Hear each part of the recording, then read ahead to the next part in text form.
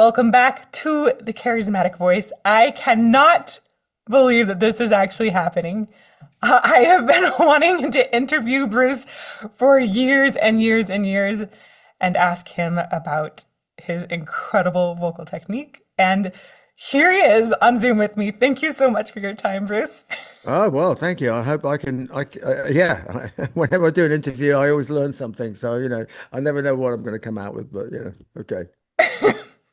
Well, I hope that we are going to talk so much about vocal technique. Gosh, okay, so let's dive into the drinks right away. What are you drinking right now? I am drinking a cup of warm coffee. Warm coffee? Oh my gosh. Okay. So one of my questions I often ask people is whether they like tea or coffee better. You just answered it. I'm disappointed. I thought you were British. No, I stopped, I kind of stopped drinking tea because I used to get the shakes from it because I used to drink so much of it. I used to drink Oh, pints of it. And then I just kind of really just started drinking coffee, and now I drink coffee. I probably too much of it, but I start the day with four of them, and that just gets my heart started. That means I'm alive. You know. perfect. Perfect. So that's so funny. I I went down a Reddit thread earlier today of people talking about your vocal technique and how you keep your voice in shape. And somebody said Okay. he doesn't drink any caffeine. Oh no, quite the opposite. Quite the opposite. No, no, no. Without caffeine, I'd be legally dead. You know what I mean? Do you think it affects your voice at all? I don't. Well, I drink coffee during recording sessions. It's just, it's how it feels, really. You know, if uh, if I feel just feel to to drink a coffee. Funnily enough, backstage, before the show, I normally probably like about half an hour before the show, I'll have like a little shot, like a little black coffee, boom, like that. Ooh. And then during the show, and I took to doing this, I have a flask of hot coffee, like backstage, like in a mug, right? Uh-huh. But I used to drink it, but these days I don't drink it. I smell the coffee. Literally, that's what I do. I just if I'm feeling a little bit like, oh, I need to, all the dry ice and fog and schmutz and everything into the air, like oh, I smell the coffee, and I'm like, wow, literally smell the coffee, and then I feel better. So the main thing I drink when I'm singing is disappointingly enough water. Well, you're sweating so much. I mean, Yeah, I mean, and I get through. Oh, let me see. It varies, but anywhere between a liter and a half and 2.5 liters during the show, yeah. and I still have about a liter deficit I at was gonna the end ask, at the end of that as do you well. like weigh yourself before and afterwards to see how much water? I for a while, I actually tried it for a while, and I was quite shocked Mhm. at how much you lose. It's actually the following morning, actually, after you've gone to bed and blah blah blah, and you wake up and you go, "Oh my God, what's that?" And of course, it's just water, so you need to put it back. Mhm. You need to stick that stuff back there. I don't drink. What don't I drink? I don't drink sodas Mm. of any description. Not sugar-free ones, not sugary ones, not anything. I don't drink anything like that. In fact, I even try and avoid juice Hmm. because juice is just loaded up with sugar. Mhm. Because that's what fruit juice is. It's like an awful lot of sugar. I mean, you take this juice contains the juice of 20 oranges. Okay, I'll tell you what, why don't you eat 20 oranges and let me know how you feel? You know, so you eat one orange, it's enough, right? But the juice of 20 oranges is not 20 times more healthy than eating, because with the orange you get all the pulp and all the good stuff that comes with it. So anyway, so I don't do that. I do have small amounts of juice. So I try tart cherry juice. And what I do in the morning, I have a concoction in the morning, which is most people find quite disgusting, I suppose. But Mm, it's oh golly, usually a big old ginger shot, mm, some cider vinegar, top it up with cherry juice, but not like a big, massive tumbler of it, like a small, a small, I don't know how many ounces it is, maybe 4 ounces mm. of cherry juice. And then into that, I put my little, little like super greens powder, Uh-huh. that stuff. I just sprinkle that on top, and then some lion's mane, mushroom powder, and then I just wait for all that lot to settle, and it ends up with like this sludge at the bottom, down the hatch. So, How did you come up with that? well, cherry juice is ginger juice. Obviously, is quite good for the immune system and stuff like that. The cherry juice is actually very good for cleaning out kidneys and also excess uric acid. So if you're subject to getting gout, which I got one time in my life, and I thought Hmm. I never want to get that ever again, doctors will reach for the steroids. In actual fact, tart cherry juice, like real tart cherry juice, not cherry drink, which is Mm, from, mm. like it's some sugary drink that they create. There is quite a bit of sugar in cherry juice naturally occurring. But there's some stuff in cherry juice which actually works very well at dissolving uric acid crystals that form and create gout. So from that perspective, it's almost like a preventative thing. I don't know if I'm ever going to get gout again. I sincerely hope not. It hurt like hell. And but I know a lot of people that do suffer from it. And cherry juice, at least anecdotally, seems to do the trick. Hmm. You know, so I do that in the morning, and if I don't got cherry juice, I use just coconut water to top it up with, just to sort of like dissolve some of the stuff in there. I put some. Sometimes I put some maca powder in there as well. Yeah. That depends if I'm having having my porridge in the morning. Otherwise, That's it's interesting because for the longest time, especially when I was doing a lot of opera, I was doing this apple cider remedy, mm, which was that's the apple cider vinegar remedy. yeah, Sorry, that's it. not Yeah, not apple cider, but the vinegar, and that yeah, was sort of similar where you have apple cider vinegar, some honey, and some really hot water, essentially, and then yeah, on that, some people put extra things in it, sometimes ginger, but that was helpful for acid reflux for me and also just really yeah. helpful for a lot of sinus and clearing congestion. Yeah, I mean I mean my I went through a period of time of avoiding dairy at all costs. Mm. Must not eat dairy. Do not eat dairy. Dairy provokes, like um, production of mucus and phlegm, and mucus and phlegm is the enemy of every singer because yeah. Uh-huh.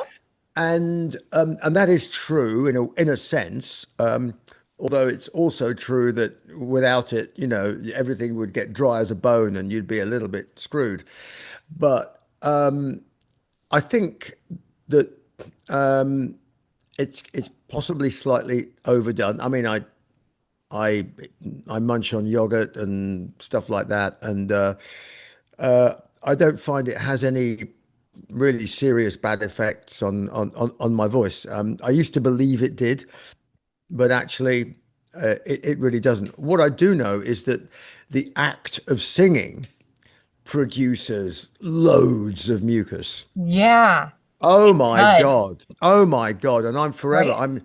I think people think I'm sort of some sort of weird drug addict because I'm forever. The first thing I do is when I have a new wardrobe girl or something, as I say, okay, so we definitely backstage, here's what we need. We need some water. And by the way, if it's a festival, I actually have thermos flasks of hot water and I put the like whatever it is, bottled water in the thermos flask of hot water.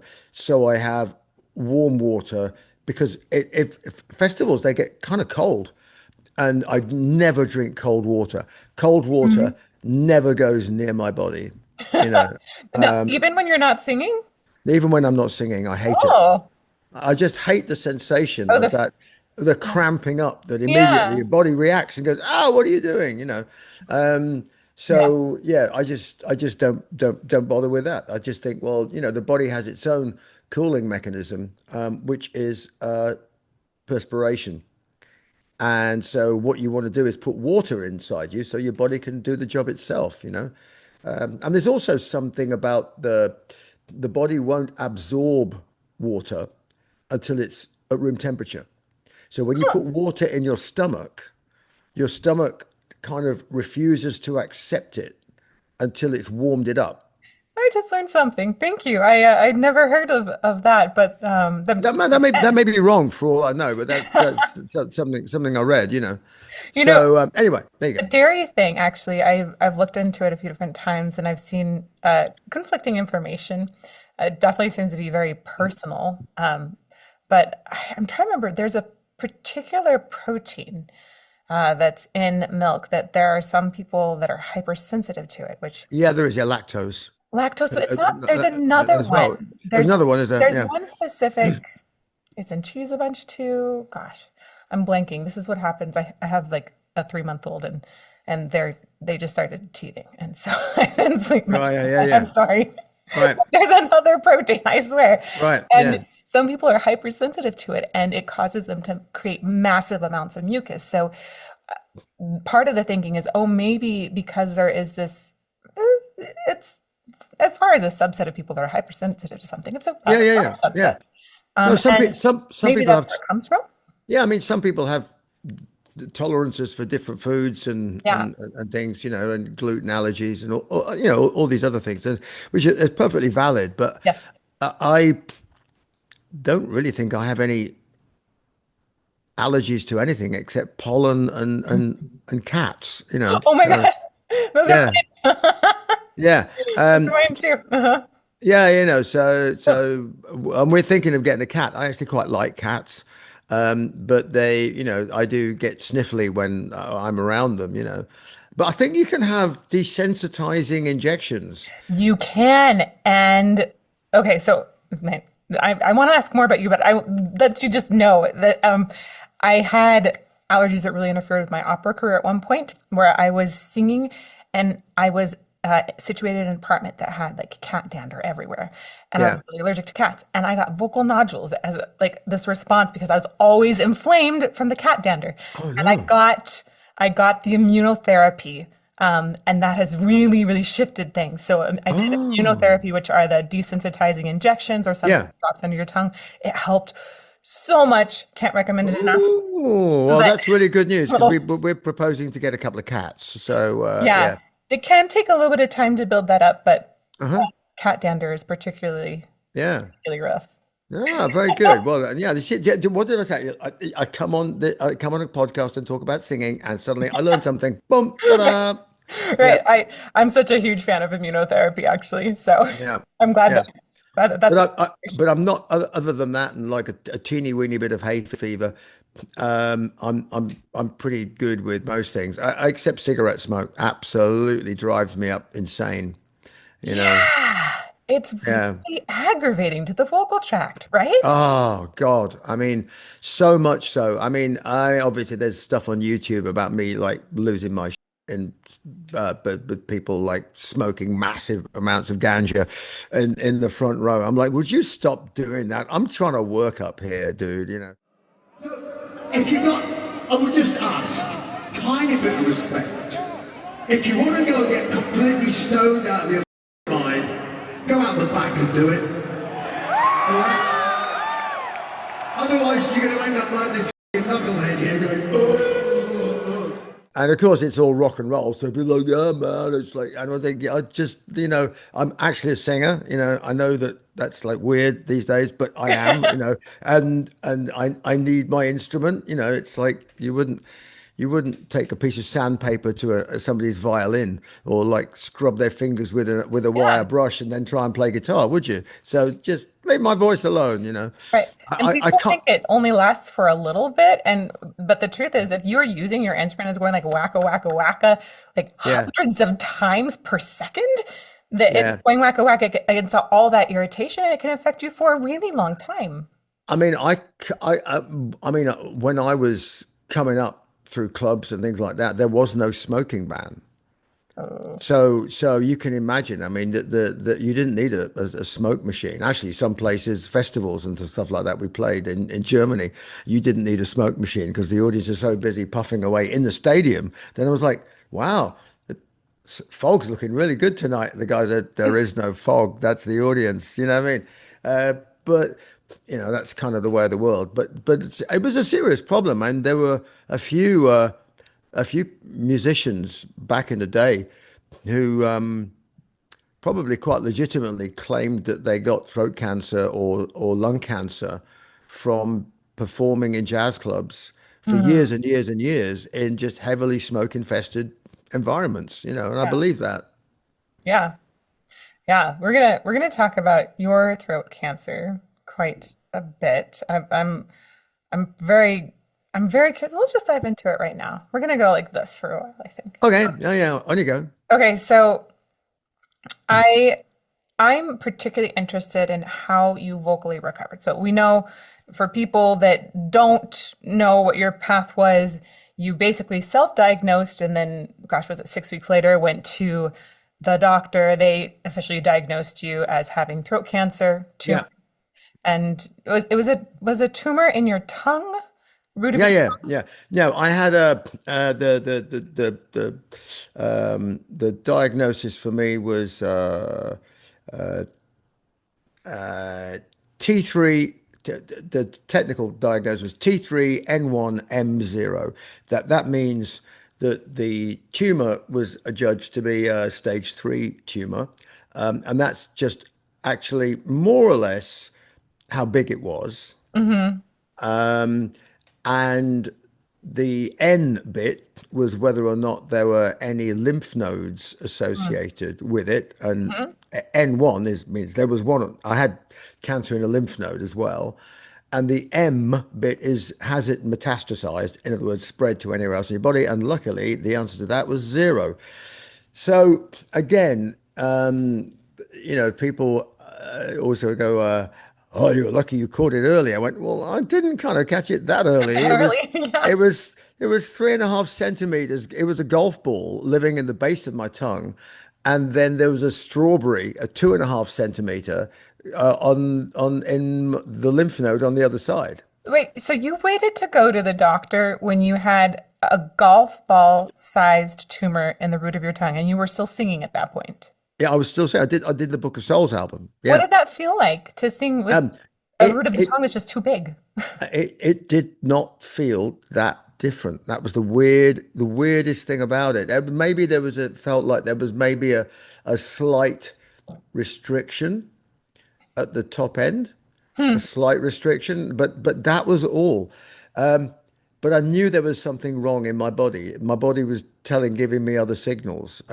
People, it's like, oh, were you losing weight? No, I was not losing weight. But I was getting these weird night sweats. And the thing that gave it away, and in truth, this is what gives it away for guys, because of course girls get this as well. Hmm. In fact, the way to think about this when I'm talking to people, they still go, "No, was it drinking and smoking?" I said, "No. Think of it this way: I had cervical cancer of the mouth." Yeah, it was They went, HPV, right? they went, "What? What do you mean? What do you mean?" I said, yeah." You know, oh my God, what have you been up to? I said, I've been up to exactly the same things that everybody else on the planet has been up to. Right. And Thank you. and and and so there's no, you've got if you have this cancer, you've not done something wrong. You've got nothing to be ashamed of. It's not a judgment from God. I asked my oncologist. I said I said I said I said why do I have this cancer? I mean, I know what caused it, HPV 16, right? In my case, and he said no. He said fair question. He said you shouldn't have this cancer. He said look, you're fit, you're healthy, you do all the right things. He said it's just not fair, is it? I said no, but why me? He said you know what? He goes it's just called bad luck. And I was like oh, and you know what? When he said that, it made everything a lot easier to deal with because you weren't looking for somebody to blame. You Mm. weren't clutching at straws. Like if there was somebody to blame, then there maybe there's no, no, no, no, no. It's just called bad luck. Stuff happens. And at that point, I went, okay, I can deal with that. So there's no point in feeling sorry for yourself. Hmm. Step up to the plate. Let's get rid of it, and let's think beyond if we do get rid of it, you know. And my chances in truth are pretty good. I mean, I went, oh my God, stage three. I mean, the next one is stage four, and that's like curtains, like, oh, that's like, you know. And he went, no, he said, don't even get hung up about that. He said, because every cancer is individual and individual to an individual, but also every cancer is different in its prognosis. He said, I'd much rather have stage three of your cancer than stage one of lung cancer. Yeah. So I went, okay, got it. Right. So some cancers are worse to have than others, you know. So yeah, so that was the immediate aftermath of the run up to the treatment. And the treatment I had was there was no surgery involved. We love that. We love Yeah. that. Hmm. So there was no surgery involved. But I had 30, and this is fairly standard treatment, I have to say. I had 33 sessions of radiation, like 5 sessions a week Hmm. for like six something weeks.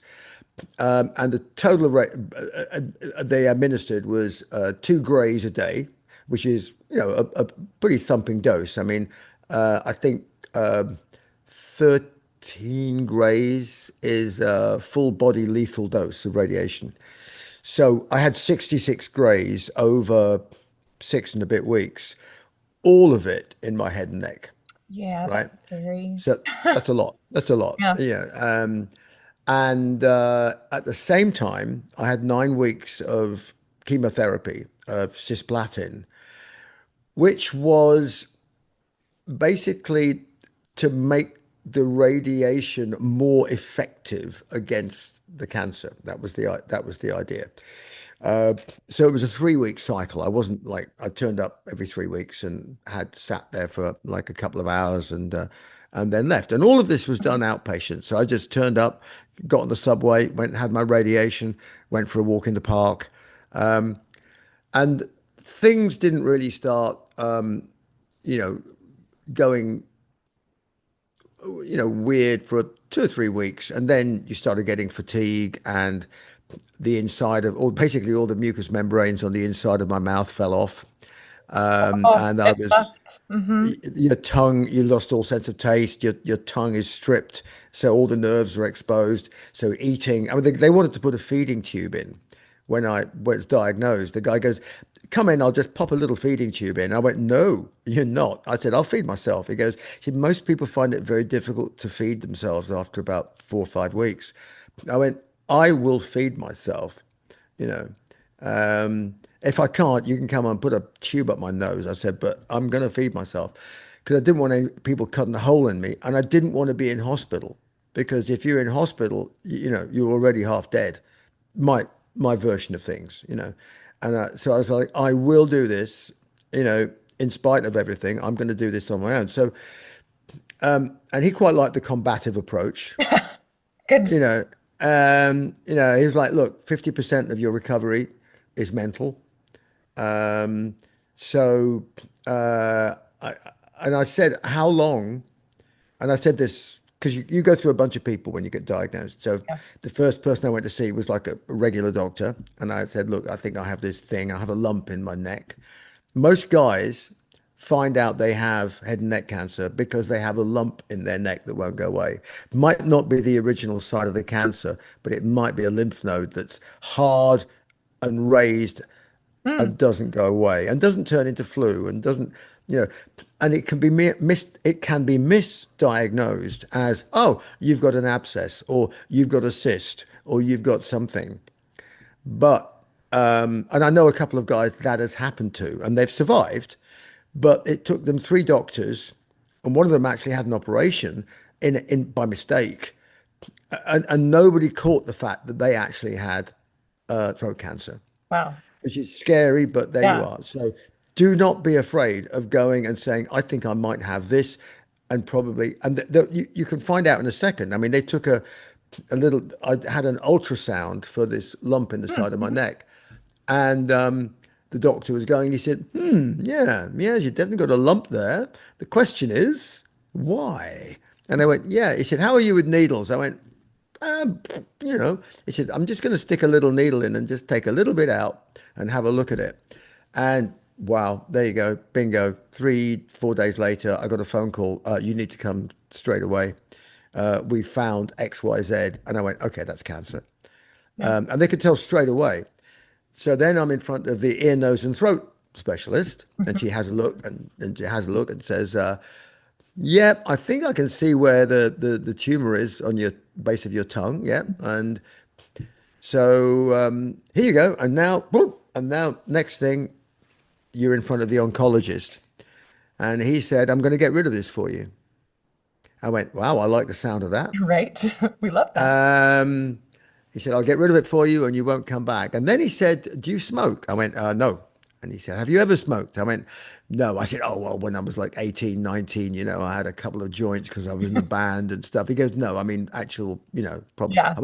I went, no, never. He went, okay, that's great. I said, well, how much difference does that make? He said, well, it means it's whatever the probability of me getting rid of it now, it means it's 20% better if you don't smoke. And it means it's 20% less likely it'll come back. Oh, we love that too. That's huge. I mean, Yeah. I said, so, wow. I said, that's enormous. I said, so let me guess, people they quit smoking, right? When they find out they've got cancer. He went, nope. He said they'll be sat outside the radiation machine having a cigarette before they go in for their treatment. I went, that is so messed up, But Yeah. that's the addiction of it, I Yeah. mean, it shows how powerful the addiction is. But anyway, so yeah, I had all the radiation, and I asked him how long before I am back to my body is back, let alone my voice, but my Yes. body. And I had the start of the treatment in January. So it lasted about 6 weeks. So by the time we got to the end of February, the treatment was done. The radiation continues to work for a while, and they can't do a scan to figure out if you've nailed everything until May, because as he explained to me, all they do if they did that was they just get a load of like radioactive hotspots. I Yeah. was not radioactive, right? But it just like I've been put some food in the microwave, right? And then nuke it to death, pull it out, and you realize that it gets hotter after you pull it out because you've put a load of energy into the food and it will continue to get hotter, right? Hmm. That's what's going on with your head, except it's not microwave energy. It's next next stop, next notch up. And so the radiation will continue to basically cook the inside of your head for a few weeks and then gradually diminish. Then they can take a picture and find out if it's gone. But notwithstanding that, I said, how long from when I start Yep. till he said, well, he goes, for example, he goes, I had a Royal Air Force fighter pilot who had the same cancer as you sitting in that chair. And he said it was about a year before I saw him like, properly back and he was back in an airplane again and doing all his stuff. I went, a year, huh? He went, yeah. I went, right, I'll beat that. And then in my mind, I was like, I'm going to beat him. I'm going to beat an RAF fighter pilot and do it better. I'm going to go faster than him. Yeah, yeah, yeah, yeah, yeah. And so it was around 10 months, something like that. And it wasn't as easy as I thought it was going to be. Well, I didn't think it was going to be easy, but I was like, in my head, I was like, yeah, yeah, yeah, yeah, yeah, yeah. I'll be done in 5 minutes. No, I lost not as much weight as some people did, but I lost about 12 pounds. No, a bit more than 12 pounds, 12, 15 pounds, and dropped 15 pounds in weight, which is good because I was kind of porky when I went in. I fed myself up. I mean, I'm going to eat like a pig at Christmas, because I'm going to lose weight. There you go. But I know some people that have a really bad reaction and they dropped like 50, 60 pounds in weight and people react just differently. I had a naturopath and like a supplement guy who I went to, and I said to him, "Okay, I've got throat cancer. I'm going to go and have all this radiation and chemo." And I expected him to turn around and go, "Oh, you don't want to do that. Let's do something alternative with like wheatgrass or Oh, something, like that." mhm. And no, and luckily he's a sensible chap, and he turned around and he said, "Yep, that's what you got to do. That'll get rid of it." I went, "So you don't? There's nothing else I can do?" He said, "Nope." you know, I went, "Okay." He said, "However, I think we might be able to beef up some aspects of your immune system so that you recover faster Yeah. and you try and do less harm to the rest of your body during the treatment." So he prescribed me a whole bunch of mushroom pills and this thing and that and stuff. And I took all of it to my oncologist and said, "Hey, listen, I'm thinking of doing this alongside your treatment." And he looked at it, he went, "Yeah, cool." And I went, and I said, "Is there anything on there?" He said, "The only thing, and this is not a joke," he said, "the only thing is you must not have any heavy metals in there." And it sounds like the world's most awful pun. And I was just like, "You are joking." He said, "No, I'm not joking." He said, "So, um, iron supplements, chromium, these copper, all these kinds of stuff. Hmm. It's a no-no." He said, "Because that will really mess with the radiation effectiveness against the cancer." I went, "Okay, we're not going to do any of that stuff. Mushrooms, though, is okay." So, I did a bunch of research about all that stuff. And yeah, I just took kind of regular exercise and walked around like nothing was happening. And then things did start to happen. And I uh, I tried to do some singing about I guess probably about 4 or 5 months after the cancer treatment, and it was scary how awful it was. I mean, So it you just didn't sing at all in the time between? oh no, no, no, no, no, no, not at all. No, no. I asked the ear, nose, and throat doc. I said, how long before I could try singing? And she said probably. I mean, This was in December, and she said, "Well, if you have the treatment and you're done by February, and it's all good, maybe you could think about the end of November to start singing." Hmm. And I was like, "Okay." So I had to consider the possibility that I wouldn't be able to sing again Yes. in the way that I do, you know. And Yep. I was comfortable with that. I was resigned with that. What? I'm sorry. Yeah, What yeah, you were okay with that idea of like, all right, I'm probably not going to sing again. yeah. Because if there was some physical reason why I couldn't sing the way I do normally, there's nothing there's nothing you can do about that. Mm. If things have been changed irreversibly, you have to learn to do something differently. You have to sing a different way. You have to, so it doesn't mean you cannot sing, but it means you have to be able to sing a different way. And that's when the thought formed that what do I actually do in my life? Am I just like a human noise generator, or am I actually telling stories? And Mm. that's when I went, actually, you know what? No matter what happens, I can still tell stories. Everybody has a voice in the world. Everybody has a voice. So, and I tell people this when they say I can't sing. I said, yes, you can. You might not be able to sing like me, but when you tell your story with your voice, it's unique to you and nobody else can tell your story.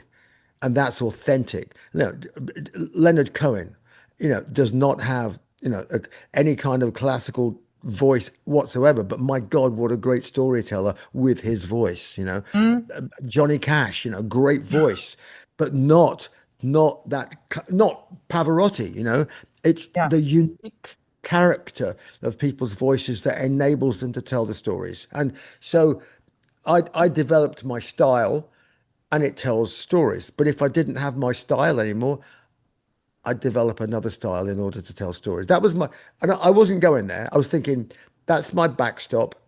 Let's just see what happens Hmm. and wait. I am the world's most impatient man. And I tried to sing after about 6 months and I was shocked how awful it sounded. It sounded like a wounded buffalo. It was just made this, you know, uh, what is it in, is it Young Frankenstein? When the monster comes out and they're doing putting on the Ritz and he goes Ritz, and that was Yeah. me. There you go. And I was like, oh my God. And I was in the bathroom doing it. I was just stop. It's been 5 months. They said 10 months. Hmm. Wait, you know? And then gradually my body started to recover and I got energy back and I started putting on a little bit of weight, and so one day I was just walking around the house and I was feeling all right. So I went, ba, ba, bum. Didn't hurt, bum, bum, bum, bum, bum. And then it was there. And then I just sort of went, I thought, I wonder if I could do the like, little bit of run to the hills. And I did. And I went, oh my God, it's there. Oh my God. And that was like, I'm thinking, you know, probably the end of September, October. And I was just like, and I thought, it's there. And then I thought, right, it's there. So leave it alone. Leave it alone. You Oof. know, put it back in its box because it's going to be all right. And the longer you leave it, the more all right it will be when you want to go balls out and start pushing it. Yeah, man, ha- I've talked with so many singers that weren't able to leave it alone when they were told to leave it alone and really regretted it. Yeah, no, I am, I don't, that topic of like when to leave it alone and stuff like that. You you can't restring a voice. Once you've screwed it up, then it's very difficult to unscrew it, as it were. And so if I get a vocal problem that I think is more than just, okay, I did a bit too much last night, or I need to get some more sleep, or various things like that. And Mhm. you have to kind of judge that. If I get a real problem, if I get an infection or something on Mm. the vocal, if I get laryngitis, Oh, for me, that's a trip to the throat doc, yep. and that's a show cancelled. Yeah. Because or one or two or three or as many it takes to recover and then come back full strength with a proper voice that's undamaged because you've got a long career ahead of you as a singer, and if you screw it up in the early days by doing that a bit and taking like steroids and all that kind of stuff. I mean, wow. I've never been so ill as when I took the advice of a doctor against my own better judgment, and he gave me a bunch of steroids for because all I had was a scratchy throat. And Dr. Feelgood turns up at a show in Detroit with Maiden, and he goes, "Oh yeah, yeah, here you go. I tell you what, here you go. Take these." So I went, "Really?" I said, "I don't like." He said, "No, no, no, no problem, mate. No, no, no problem. A couple of days, you'll be fine." I went, "I'm really not." She said, "No, no, no, no." And I'd never done it before, so I thought, "Well, okay." So first day, I got up. I thought, "Oh my God, I do believe I can walk through a wall." I was just like, "Oh, this massive steroid rush." Right. And I was just like, this is so weird. And I did one show, and then the next show, I think we were somewhere like in Charlotte, North Carolina, and I'm starting to feel really weird. I'm starting to feel dizzy and sweaty and shaky. So I called a local doctor. He came to the hotel room and he examined me and he said, "Can I see the drugs that the guy gave you?" I went, "Yeah, yeah." He goes, "Right." He goes, "So you're actually extremely ill. And in about a couple of days' time, you're going to be very ill indeed. And one of the reasons is because you're taking these pills. What you've got is a bacterial bronchitis Oh, that he just failed to diagnose. And he's just given you these pills, and what they've done is nailed your immune system. So this thing is raging. The trouble is, he said, you can't stop taking them because he's given you such a big dose, you have to taper down. If you stop taking them in cold turkey, you could have, what was it? A renal catastrophe. I went, okay, stop right thanks. there. And these things are really powerful, and you better make sure you know what you're doing before you even go anywhere remotely close to them. And we had to cancel a week of shows. And I was so ill. I mean, I thought I was going to die. I mean, my wife actually said I turned green at one point, and Oh, boy. and all of that because of the careless action of one medical alleged professional, Mhm. So you have to be so careful. Yeah, yeah. But get any vocal problem that's really beyond a bit of strain and things like that, just get it checked out straight away and take no chances. Honestly, it's not worth it. Completely agree. The ENT that saw the bit of the tumor on the back of your tongue, is Yeah. that your regular ENT? No, weird. I don't have one. What? Um, well, What? no, well, no, I guess you're no. I mean, normally really healthy. nothing really, nothing really goes wrong with it. You know, I mean, so Do you it's think like that's having a. because of good genes or because of what you do or a combination? Oh, it's probably a combination of lifestyle and this and that and the other, and um, but yeah, I mean, genuinely, nothing really goes wrong with it. And if something does go wrong with it, if I get a cold, I'm like, okay, it's a cold. I can kind of, I can sing through a cold. I can deal with a cold. It's uncomfortable and it pisses me off, but I can kind of Yeah, do that. you can work around Uh, it. Hmm. you know, but if it's like a flu or something else like that, then you go and get it checked out. I mean, I had COVID. COVID was annoying. I mean, it wasn't, I wasn't devastating or anything like that, but it was annoying. And in terms of singing, it lasted the kind of restriction on the airways and Mm, stuff. It lasted for probably 4 to 6 weeks after I was clear and done with the COVID infection. hmm. It was almost like a semi-asthmatic reaction to it. Yeah. But then once that went away, then it was all, hunky-dory and back and sweetness and light. I do have a great ENT in in Paris who I saw when I had a vocal problem on my last tour, last solo tour, halfway through, in fact. And I went along, and he was great. I mean, he did a full old examination Beautiful. and had a look, and he said, "Yeah, you've got a little kind of infection there," and he said, "You've got a bit of inflammation." He said, "But your vocal cords are perfect." He said, "And I can't believe you had throat cancer." He said, "I can." He said, I can see if I now we've told me, I can kind of see where it was, but if you hadn't told me, I would have found it really hard to figure out that you'd ever had throat cancer." I went, "Well, that's cool. We love that. Radiation, Yeah. radiation guy did a good job." So So, when you but were he coming, was really good. Go on, go on. You go on. when you were coming back, when you hit like you can sing in November, did you do any sort of voice therapy or anything specific to get your voice back?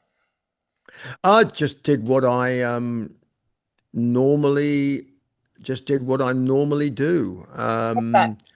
Well, just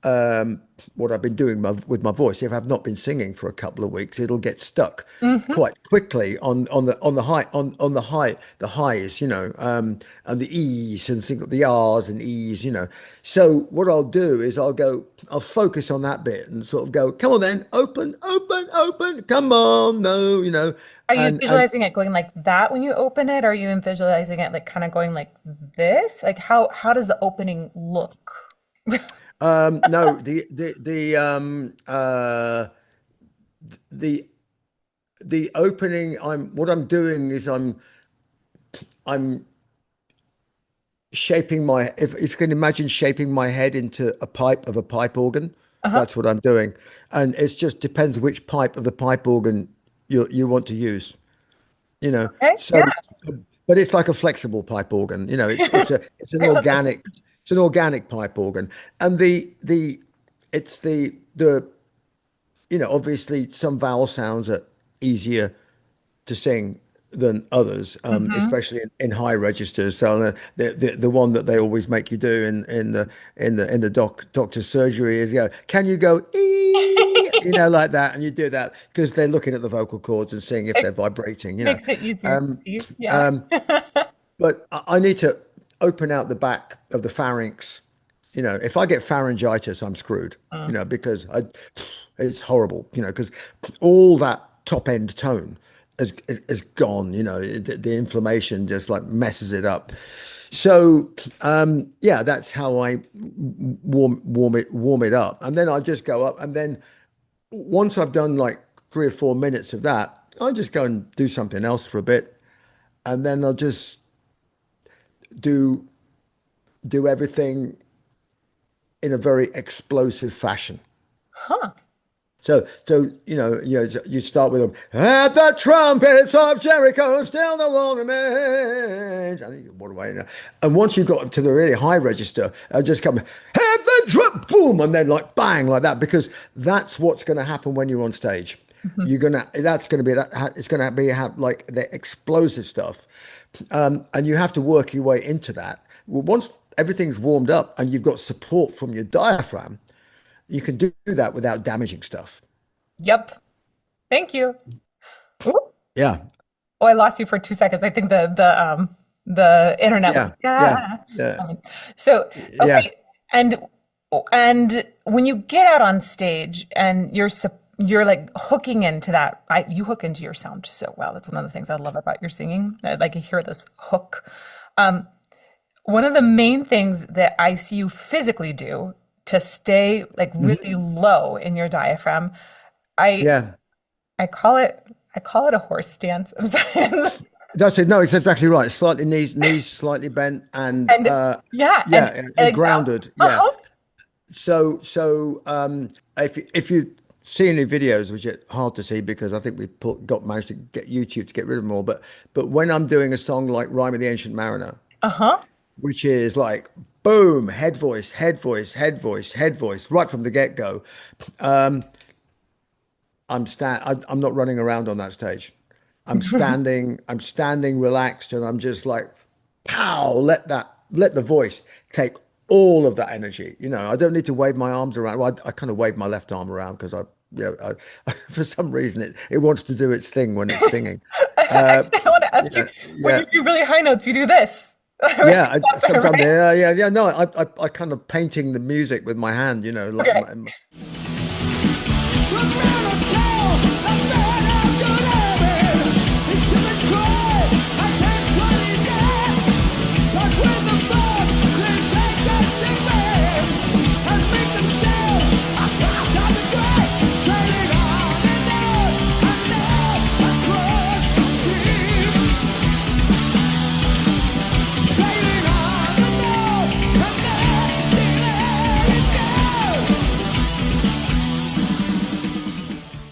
I also try and visualize stuff as I'm going. Hmm.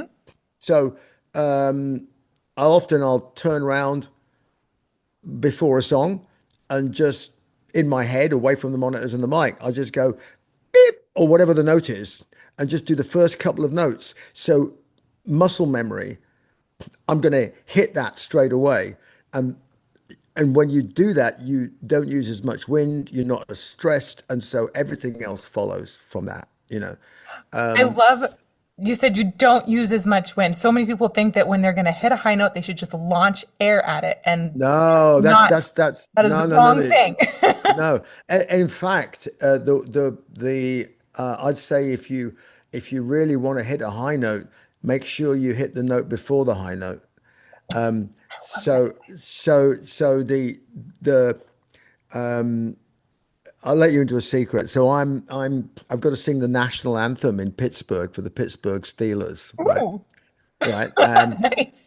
Yeah, right. Okay. They've asked me to do this. I'm going to do it a cappella and stuff. And as long as you start in the right place, you're good to go. Mhm. Uh, and the only bit that I the bit that I identified in the song, the land of the free, right? When you're Yeah, up there and free, I said, it sounds a bit. it's an E But my vowel. t- my tone's a bit my tone is a bit skinny. And why is that? Why is it skinny? I might want the land of. And then I suddenly twigged it. I went, no, no, no, no, no, no. The breath is not land of the free because you're tight. Because you up free. The breath is of the free, and then you're loose because Mm, it's all one continuous phrase. So stuff like that, little things like that, when you've got that's smart. something that's a little bit gnarly, just makes your life so much easier, and it makes it fat.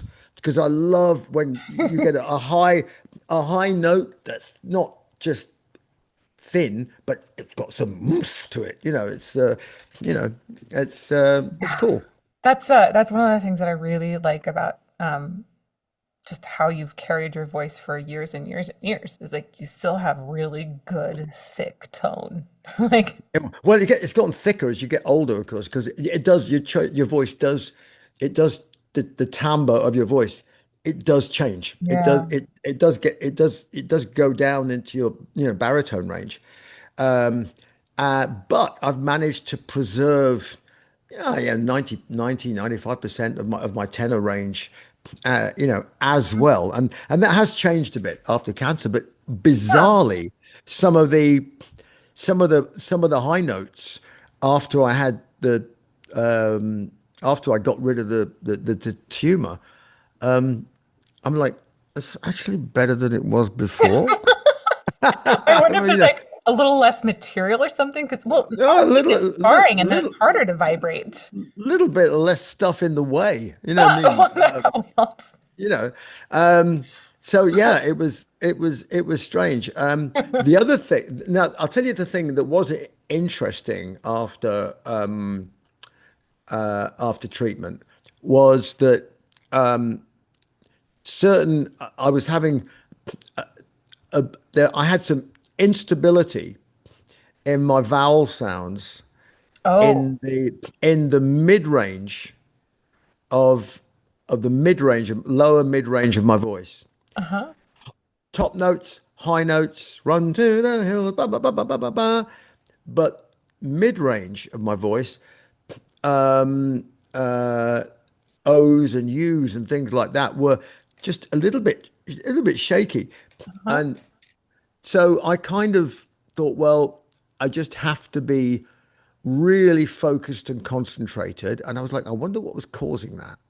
Hmm. And I developed a theory. I didn't go and see a speech therapist or an ENT person. I kind of did it myself. But that I am guessing that okay, I had a golf ball living in the base of my tongue. Yep. And of course you use the base of your tongue to form all your vowel sounds. You use your tongue to form all your vowel sounds by tongue and the rest of your mouth.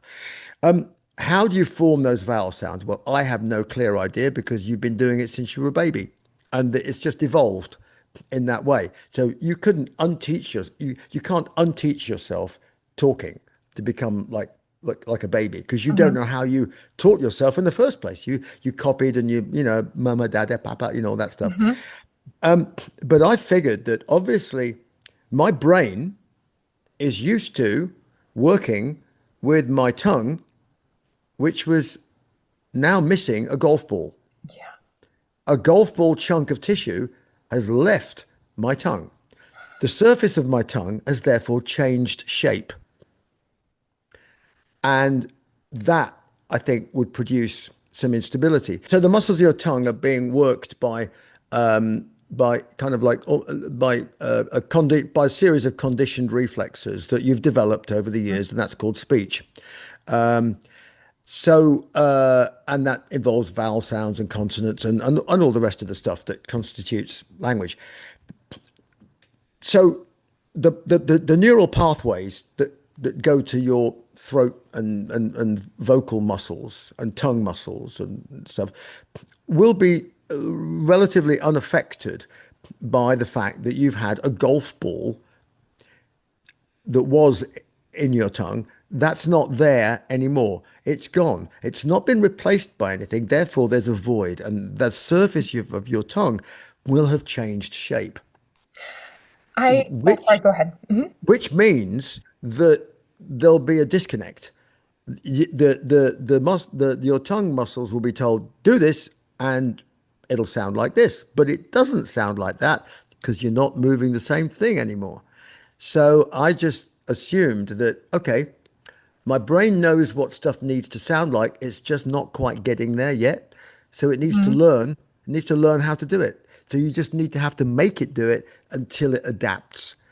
And either your tongue adapts or your brain adapts or both. I'm not sure which. And now it's okay.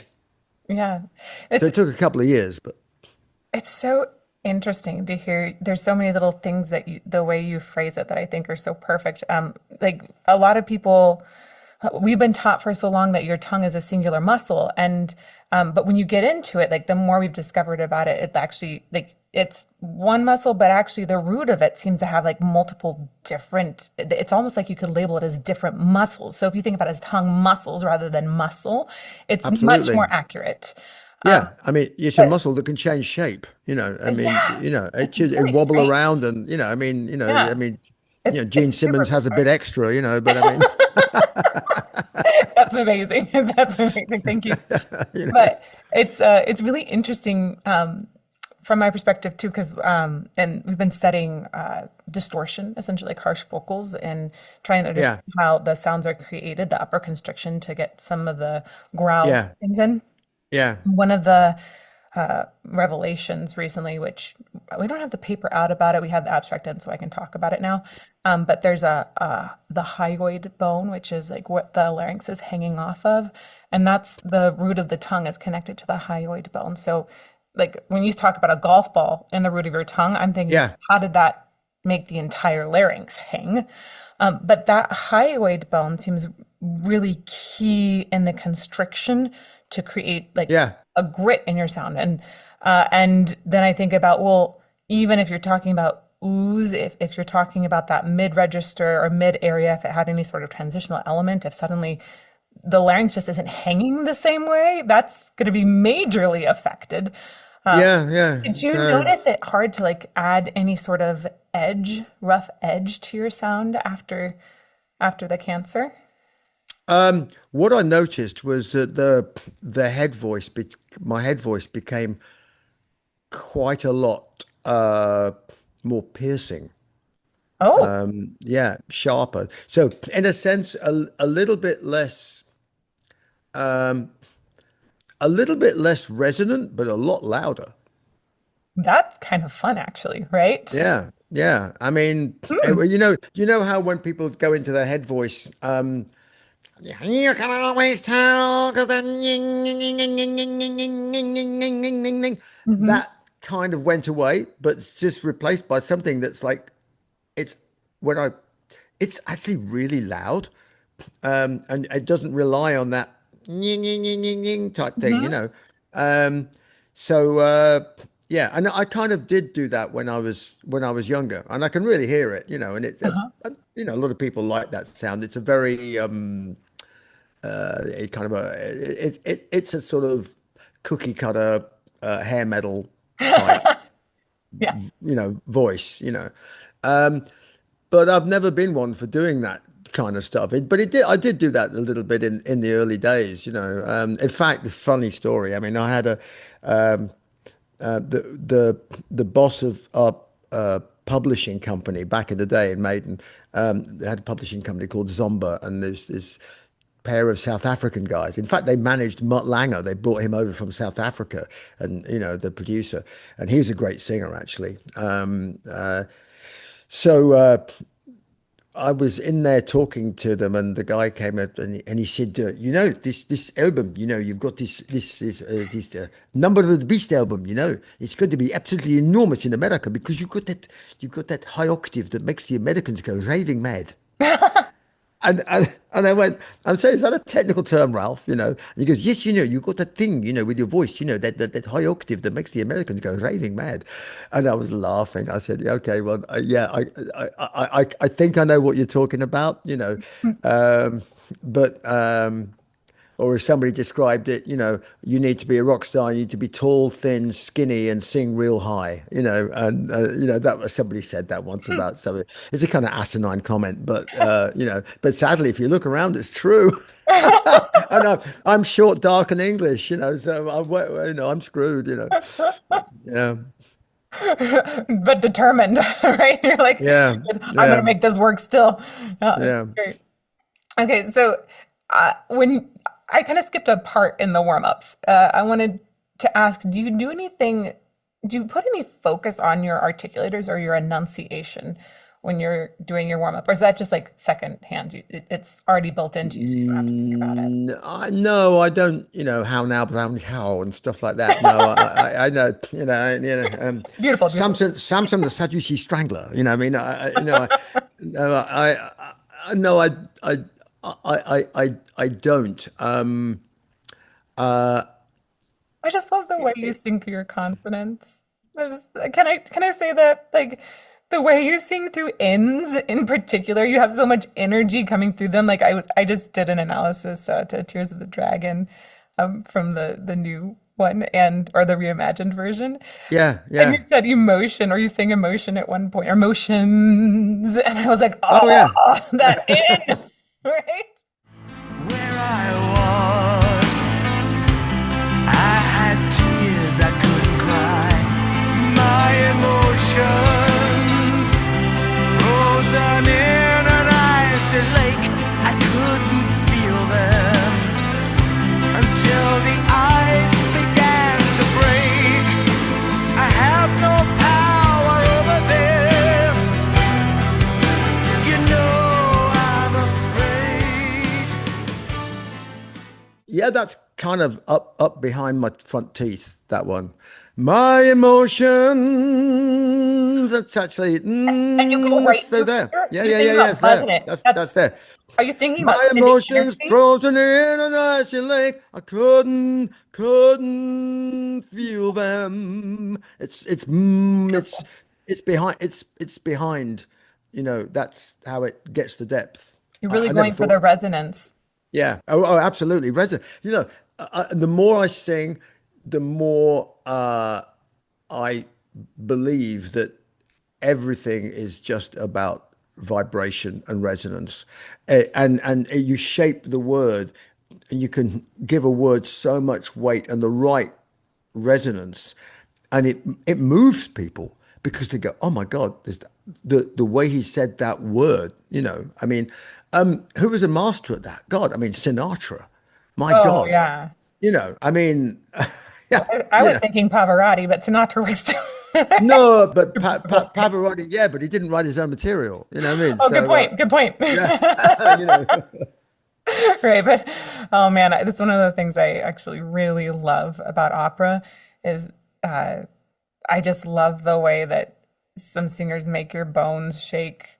And you're like, oh, my body feels your voice. oh yeah, but I mean, when he, you know, that it's Nessun Dorma, isn't it? When Yep. he, you know, the whole thing about that is the tone and the vibration and the vibe that in that whole build up, and can you maintain the weight of everything behind that build up, and then do that mega note Okay. at the top and still keep that weight, and the drama in the build up as well. That's what's It remarkable sounds about like you've that tried style. singing that before.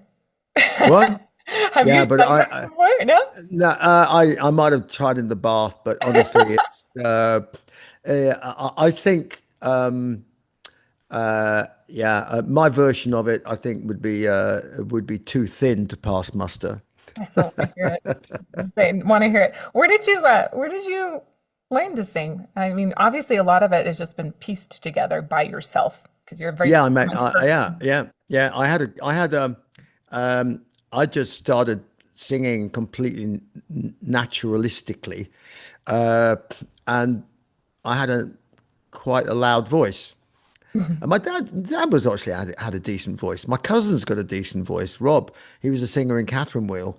Both my sons have got great voices, and my daughter's got a lovely voice. She's like female baritone, lovely, and they've all got really good pitch. And so there's obviously some genetic component to it. But I just started singing because I wanted to be a drummer, right? And I was like, okay, getting a drum kit, I'm going to get that past my parents. They're going to figure that one out. So I ended up playing bongos in this school band, my first ever band, and we were doing Let It Be, and the bass player who's a singer couldn't hit the top notes, because he was in the choir, so he had a bass voice. So he was like, when I find myself in times of trouble, Mother Mary comes to me, speaking words of wisdom. What a words, And he's like, well, that's how you have to enunciate when you're blah, blah, blah, blah. And I'm like, oh, yeah, okay, whatever, blah, blah, blah. So I'm banging away on the bongos. And then he gets to the, let it be, let it be. And so they said, oh, shut up on the bongos. You're giving us a headache. Give him a hand on the. And then I just launched into that. And they went, oh, no, you're the singer. Anyway, then I got kicked out of school. And then my new school, which was about 100 miles away, uh, there was the bad boys at the back of the class and they were in a band and their singer had just left. And I went, I, I, I, I do a bit of singing. Like I'd done it like one time. And they said, really? I went, yeah. I said, oh, well, you're in then. So they're a garage band, literally dad's garage. And they knew all the, Wishbone, the album by a band called Wishbone Ash called Argus. They did that, a couple of Thin Lizzy tunes, Smoke on the Water, obviously, uh, and so I went in and That's where I started singing. And my first microphone was, people back in the day, there used to be things called cassette recorders, right? Uh-huh.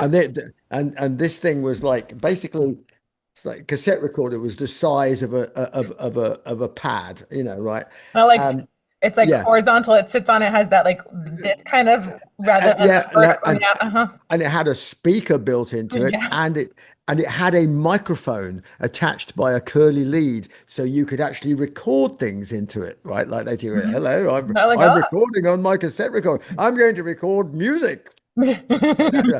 Um, and so anyway, they had the microphone off the crap, it was about the size of my finger, had a microphone off one of these things, and they'd cut the little cable off and plugged it into a guitar amplifier. So that was my first microphone. That's So funny. it was absolutely no use. So I just sang in the garage and everything, and then I started trying to sing better. I just copied everybody. I copied people that I could sound like. Were there And any like main ones that you think really influenced your style at that point? yeah, oh, yeah. Right. So I liked some prog singers, um, kind of dramatic ones. There was a band called so rock wise. I mean, the big rock ones, for example. Let's go the big rock ones. So first love was Ian Gillan from Deep Purple. Oh, Deep Purple in rock, Made in Japan. Those albums, like wow. Him, Ozzy from Sabbath, although very idiosyncratic voice. yeah. R.I.P. Totally unique. Sadly missed, but he was unique because his voice was not conventional. You know, Singers whose voices are not conventional, the one thing that they have on their side is that they're instantly identifiable. Yeah, it's actually much better to have an instantly recognizable sound, I think. Yeah, absolutely. You know, if you are a conventionally trained, good, what people will go, yeah, he has a really nice voice. You know, you're doomed because there's loads of people who have a lovely voice like you know, and they're all Yep. out there and they can all do what you do. So you need to find your own voice in order to go further, really down the track. But you know, Gillan was a case in point. He was a force of nature. I mean, and he was amazing. Obviously, Robert Plant, but I couldn't sound like Robert Plant, but I could sound a bit like Ian Gillan. So I gravitated towards doing those types of songs. I loved um, Ian Anderson from Jethro Tull. Oh, Totally different voice to totally me, but I different. Yeah. loved the folky end of things, you know, and Huh. that stuff. I loved the Zeppelin folky end of things. There was a band called Van der Graaf Generator who were contemporaries of Genesis. The big daddy for me was a guy called Arthur Brown. Crazy World of Arthur Brown, one of the most God-given, amazing voices I've ever heard in my life. The only track you might have heard of his, I've got all of his albums, was I am the God of Hellfire and I bring you fire. Ba-da-da. If you've not heard it, Yep. listen to it. It's astonishing. Guy was 6 foot something, built like a beanpole, used to wear a crown filled with lighter fluid and set his head on Oh fire on my gosh. stage. Right. That's terrifying. And he had a voice that would go from below a baritone up to like Ian Gillan screams. Wow. And he's 80 something now and he's still touring. But check out Arthur Brown. Just listen to a track called Fire by Arthur Brown, and then you can dig his very eccentric discography. But Write it down. interesting vocalist. You know, I mean, incredible voice. Could do blues, could do jazz, could do just this.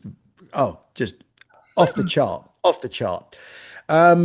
So, and actually, to be fair, Alice Cooper name checks him as a real influence on the whole theatrical stage show thing because Arthur was there before everybody else, you know, doing it in the 60s.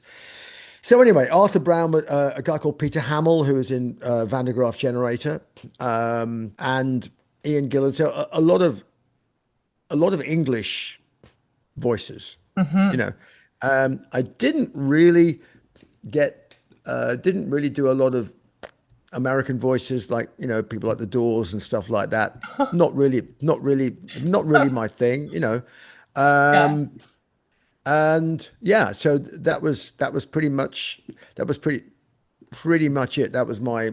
the bedrock of all my stuff, you know, Purple, Sabbath, Jethro Tull, a Yeah. bit of Van der Graaf, Arthur Brown, and I kind of modeled everything I did around those people.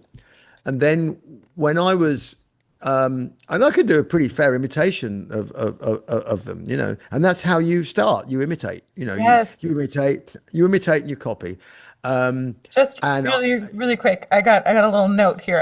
I said it says yeah, check with Bruce, 5 minute warning. Are we doing okay on time? Can we go a little over or do we need to cut right yeah, away? we can go a little bit of Okay, totally up to you. It's on your yeah. schedule. Yeah. So you copy, of course you do. But if you want to bring out your own style, you have to invent that somehow. That has to happen. For me, it was sort of, and I learned about technique because I thought, well, I have to because you should, you know. I thought, how does the voice work? So I went to the library and got some books out and figured, Ooh, you whoop, know, and so I and had a poke around. I went, oh, okay, I see. Yeah, I know.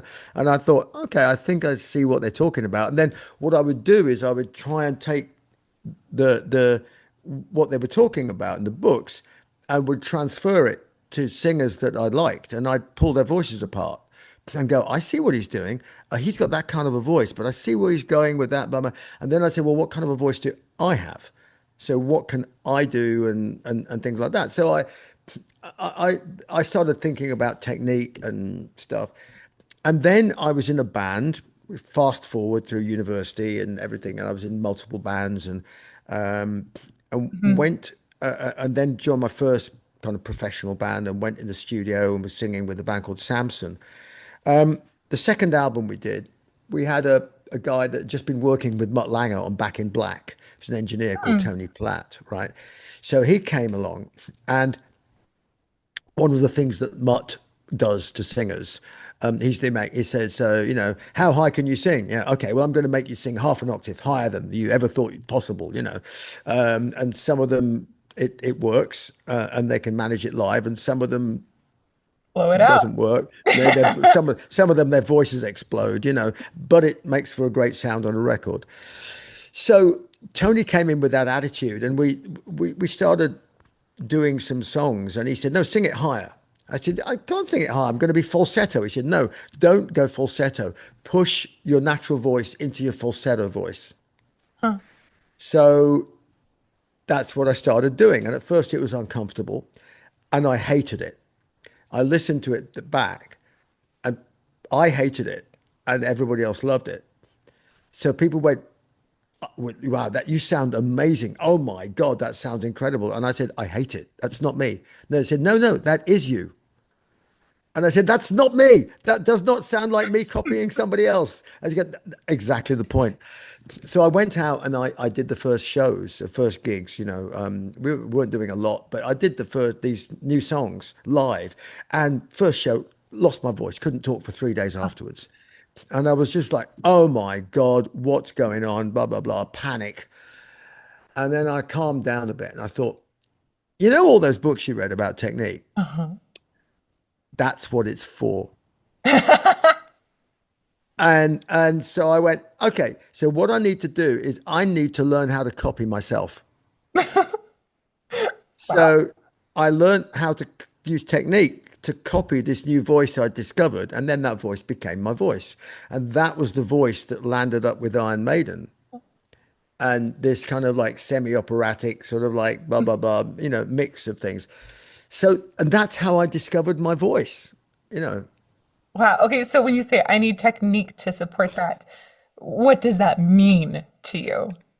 All those things about breath support and breath support and warming up and learning how to shape notes at the top of your range with power without damaging the equipment. It's so interesting to me that you found this out from books and we're applying that because so much of what we were publishing about voice at that time was based on classical voices, but you were applying it to contemporary singing. Yeah, voice is a voice. They Well, all, they all, they all work. They all work the same way. the basic technique is the same, but the resonance and like the pharyngeal space is going to be a little bit different for you than it would be for an opera singer. But you do have a more Yeah. operatic tone overall, so that it's this beautiful marriage actually of technique and essentially mimicry that you combined.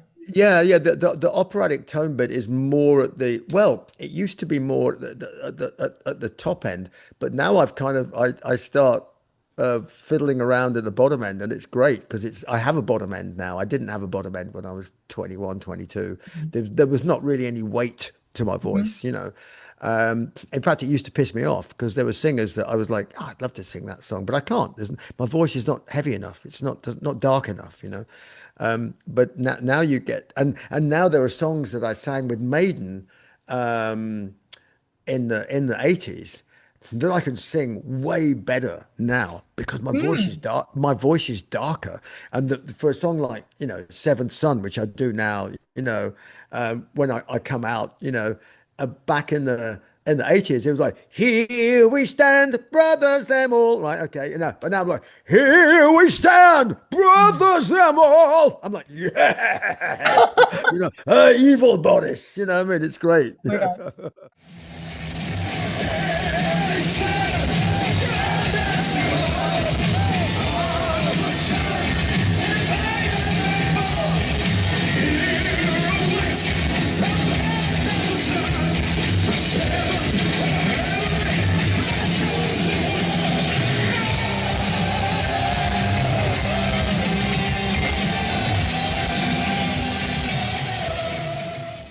I absolutely love. You're like, no, I do it better now. Well, I some love things you that. do better now, and some things, but I can pretty much keep up with the Joneses with my voice. In fact, the songs that the song I struggled with most on the new set is Aces High, and I always struggled with that song. So we haven't played it for so long. People went, "Oh, I see, he's at the beginning of the tour. He's struggling a bit with that song." I went, "Yes, I am," and I was like, and I listened back to stuff that I did like 30 years ago, and I listened to that song, and I went, still struggling. It's,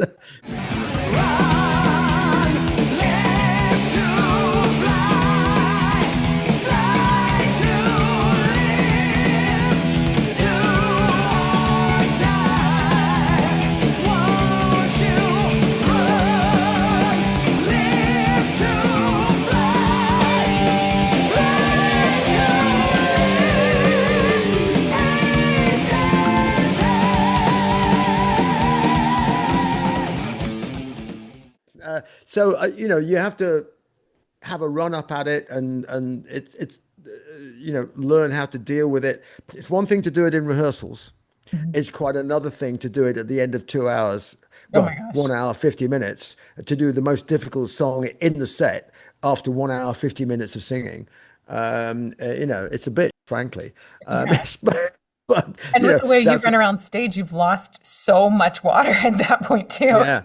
But at the same time, there are ways and means, and so I've kind of come up with a way of singing it, which is kind of acceptable. I mean, I listened to what we did in the studio, and Mhm. I'm like, there's no way on God's green earth anybody's singing that without completely fake backing tracks. And Mhm. we don't do that. We don't do that. Not Everything in we life. do Yeah. is 100% real. Yeah, I was gonna ask about that because a lot of people talk about how much they love technology and how you've got backing tracks and there's all these things that are really helpful. Do you feel like technology has become more helpful overall or less helpful overall for live performances? I'm kind of neutral on it because as soon as I hear backing tracks, and I hear them a lot now, I mean, I'm Hmm. like, I'm like, okay, there appears to be an entire choir singing with you there, and your lips aren't moving. How is that working? Right. I Oh. mean, it's so blatant now, with some artists that I wonder why people don't ask for their money back. Mm. I mean, but I'm kind of neutral about technology. Some stuff enables you to extract good things out of music. I mean, when we example for example, uh, Tears of the Dragon on More Balls to Picasso, when Brendan went through the raw tape, he phoned up the producer Shay and said, "Look, Shay, Tears of the Dragon." He said, there's a whole bunch of gnarly, distorted compression on the voice, on the high notes. He goes, where did that come from? He goes, oh, yeah. He goes, you can't really hear it in the mix. He goes, well, I can hear it now. It's like, it's what happened. He goes, well, we kind of overloaded everything and, we just kind of kept it that way. And so, because of modern technology, basically, Brendan was able to go in there, take the digital distortion that was in there and get rid of it. So what's left was my original voice. And people go, oh my, the voice sounds so much clearer. Did you re-record it? I said, no, we actually cleaned out the crap that was distorting it. Yeah, And now that's the real voice. So stuff like that is it's great. I really mean, cool. it's pure magic.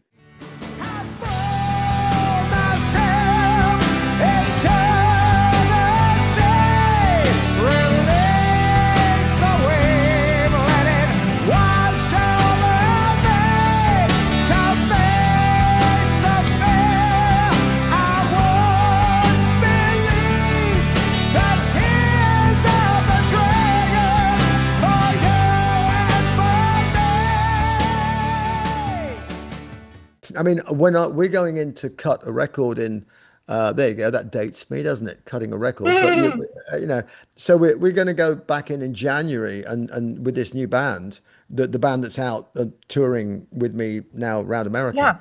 Yeah, Um, and we're going to go in and do an album. We're going to do it old school. We're going to go and cut it live in the studio. there's something that's really refreshing and vibrant about that, I think. Yeah, because you can't reproduce that with AI. You can't. Yeah. When you do, it's like when I just did a guest vocal on Graham Bonnet. You know Graham Bonnet, the singer. Mm-mm. Rainbow, since you've been gone all night long. So I've got an amazing voice, and he's nearly, gosh, he must be in his mid to late 70s now. So I was kind of brought up on some of his records, and he said, "Would I guest?" So I went in and did a verse and a chorus, and the guy, well, would you want to do the end choruses? I went, yeah, if you want, yeah, I've got a duet. So we did the one chorus, and then I said, do we do another one? Yes, do another one. And then we did another one. So I did four versions of that. And then we went to the end and we did that chorus. And then I did four versions of the double chorus and then some ad libs at the end. It took about 25 minutes or something to do that. And the guy went, I can't believe you sang all those. I went, Yeah.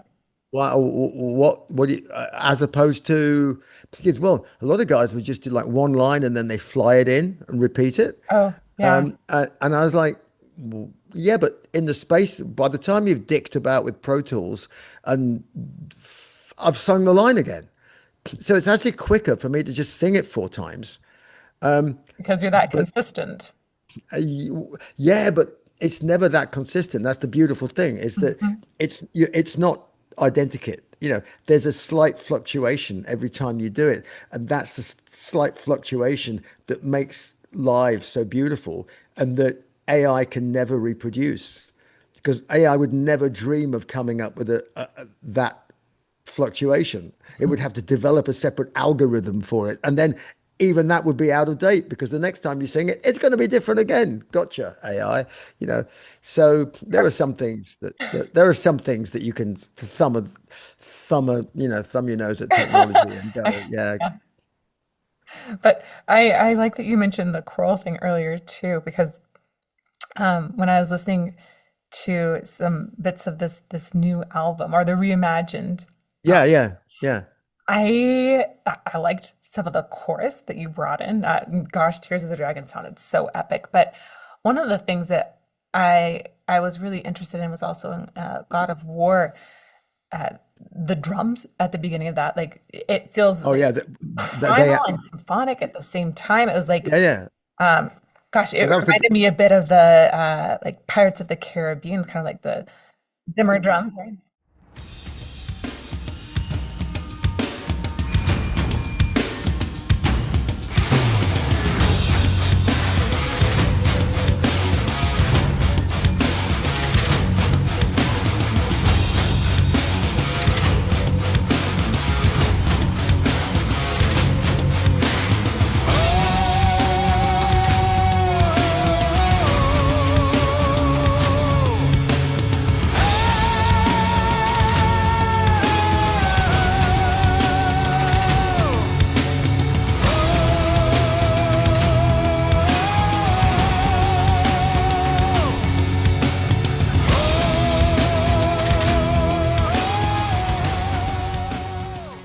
the guy that the guy that did that. Brendan, our producer, Brendan lived in Brazil, had a studio in Brazil for 10 years. And he met a lot of Brazilians, obviously. And one of his buddies here in LA was a guy called Antonio Teoli, who's a composer, classical composer. But he lived in the rainforest for a year. And when he was there in Brazil, he went out and digitally recorded all their indigenous instruments and drums and everything else, and had that as digital samples. So that Oh, is the drums that you can hear. And Gods of War is all from the Brazilian rainforest with that is the so animal cool. calls and stuff like that. And then when we'd done that, and I went, man, that sounds really epic. And Yeah. he said, he said that. Uh, have you ever thought about an orchestral thing with Tears of the Dragon? I said, I've always thought about it. Are you kidding me? And he goes, could I have a go? And I went, so he did that. And that's a real orchestra. That's not a fake orchestra. And he I was conducted the gonna, orchestra. It's a real one. The same with Change of Heart. Those are real strings. those Um, strings are so beautiful in Change of Heart. yeah, It's like they yeah, add it's just I always think about heartstrings, like the way that strings yeah, bring out the heartstrings. It feels like the yeah. violin bow is on your heart. Yeah, It's gorgeous. yeah. So it says that, and then Philip did the choir. There's like a choir of guitars that's in there as well. You need a change of da da da da dum dum da da dum dum, and there's like loads of guitars doing that at the same time. You're walking away. You couldn't stay. You need a change of heart. You're walking away. You couldn't stay. You need a change of heart.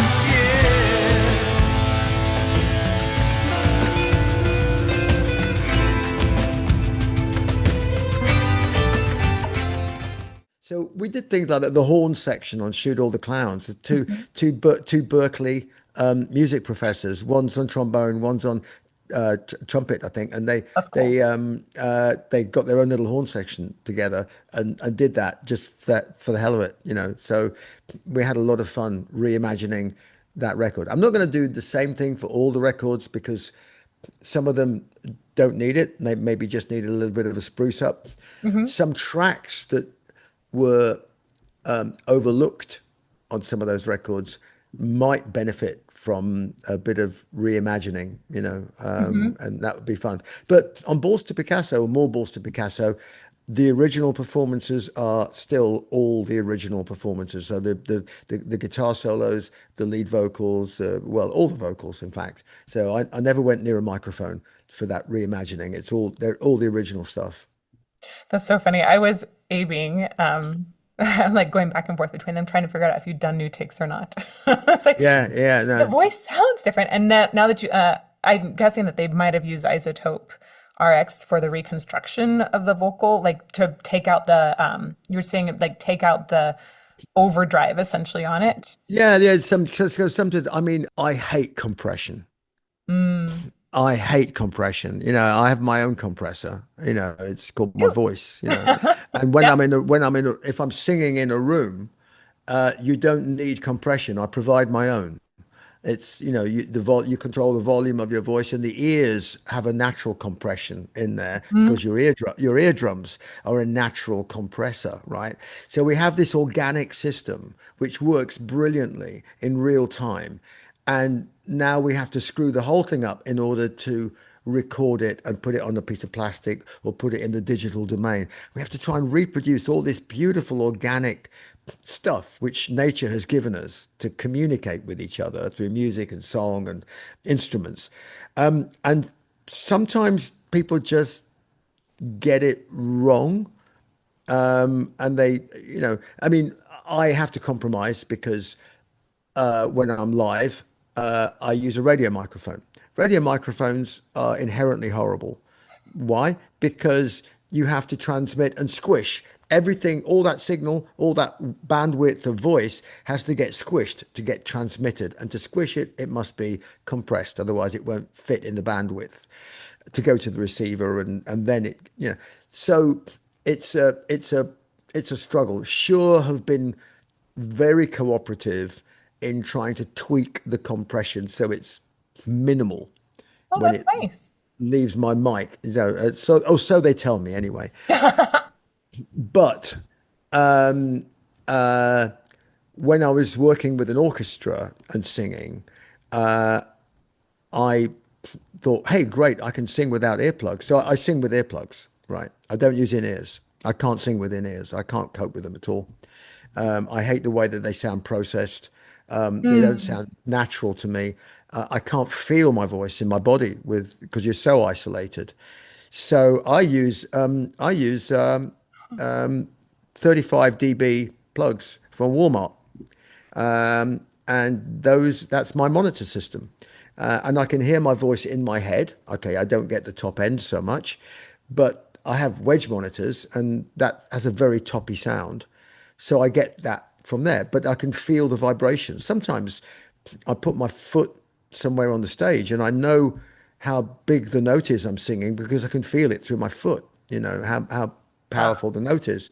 So, and you feel the resonance in your chest from the sound hitting it, and you relax and you don't oversing, you know. Yeah. So, uh, when I was with the orchestra, and was singing in Brazil, and I did some shows with an orchestra, and which I loved. And I did stuff like Tears of the Dragon. I did some Purple songs with it as well as some other things. And they got my stage rig out, and I thought I'd put my earplugs in and got this microphone. I went, no, I don't need earplugs to sing with an orchestra. They take these out and go, au naturel. And I started to go into the radio mic. I went, oh my God, that sounds so harsh. Oh, so I said, get me a straight SM58 and a cable, please. Oh my God, how great did that sound? All the fatness, all the tone of Mm. your voice. And it's the same with guitar players, The guitar players, they use a radio system because it's convenient and this and that and the other. But if I almost guarantee you, if you ask them and say, wouldn't you really rather have a cable? And they go, oh, yes, because it sounds better, Yeah, you know. So anyway, yeah. But I'm a Shure guy. I mean, I'm for it sounds like microphones. it. I've tried different ones and That's true. different manufacturers, but I'm basically I'm a Shure 58 guy. I'm I totally understand having a microphone you love. I'm pulling up over here. I've got some patron questions that I want to see if we can maybe rapid fire through because Yeah, go on. let's see. I like this. There's a couple people that asked similar questions. We put them together. This is from Andre Munari and from Jeff Koftanoff. First, thanks for being an inspiration and congratulations on the Mandrake project. Super cool. Thank you very much. What's your training routine to be this great, born in 58, multitask man? Singer, comma, pilot, comma, radio, songwriter, swordsman. How do you have the time to do that all? Um, yeah, people say, yeah. They imagine that I kind of, leap out of bed, fight off a couple of adversaries with my sword, jump Yeah, in my airplane, fly to the nearest concert, perform on stage, and then write a book on the way home. exactly. Exactly. And Yeah, give some motivational speech to a group of yeah, people, no, absolutely, right? yeah. It's like it's Buckaroo Banzai, basically. I'm like, but I know I do one thing at a time. And I just concentrate on the one thing at a time that I'm doing, and that's the only thing in my universe. That makes for such good relationships too. You don't Yeah, I have mean, to multitask, you're just there. you're just there, just that's it. Oh yeah, that's my pet peeve. Multitasking, absolute garbage, hogwash. Doesn't exist. What our brains, bless our little brains. They we evolve terribly, terribly slowly, and we may think that we're multitasking, but in actual fact we're changing tasking very quickly. So somebody who can multitask, I can do this, I can do this, I can do this, you're not doing all those things at the same time. You're switching from one to the other very quickly. Fighter pilots do that very well, but they're not flying the airplane. There are some times when that is true, but stuff like, so for example, having a conversation and walking. Mm. So, you couldn't do that when you were a baby, but it's taken you an awful long time to learn how to walk.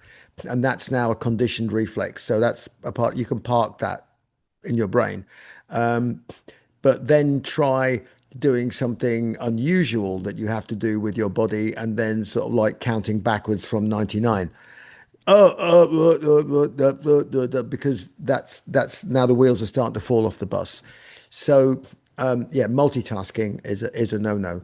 So abandon that thought. Multitasking can just attempting to multitask can just end up being a distraction in which you get nothing done effectively or do many things badly. Hmm. So concentrate on the one thing you're doing that's right in front of your face for right here, right now. And that's it sounds easy to do, doesn't it? It's very Well, difficult to do it's because there's all these other things impinging on us. it's one of the things I think I'm struggling the most with right now, having, a 3-year-old and a 3-month-old. I Oh my God, you poor thing. You're wonderful, wonderful, great, and everything else like that. But have you has your significant other developed selective deafness yet? he already was part deaf in 1 year, so that worked well. The selective deafness. Can't you hear that baby crying? What baby? What baby? And did No, somebody mention baby? Yeah. honestly, I have the most wonderful spouse. He's we really support each other, and Oh, that's great. yeah, and at night we split shifts. So Oh, it's great. incredible. He's so there for everything. But it's so Yeah. hard for me when I have both boys. I am really good, I think, at showing love to one person. We really focus on one person at a time. Yeah. I'm struggling showing the love to both of them. I feel Yeah, but guilty when I'm you know, not focused on the other. yeah, but you know what? You know what? You realize that no matter how worried you are about it, they both love you unconditionally beyond anything else in the world. So, you don't have to worry about that. I'm learning. There's a learning curve here. Whew, Yeah. it's steep. Yeah. Okay, let's see. We've got you have been an amazing inspiration to many people, and not just for your music, but also your lifestyle. Music, singing, performing, fencing, piloting, heavy. Oh, this was from Jeff. This is what it was. Aircraft. And of Yeah. course, the business you have been so busy and successful. What are your secrets to success? Sorry, that's my bad. That was Jeff's question. So they both Yeah. were in the same. Sorry about that, Jeff. When you Yeah. spoke Yeah. No worries. Yeah. from Bruno Carbone. How is Maiden able to keep their musical personality intact over the years?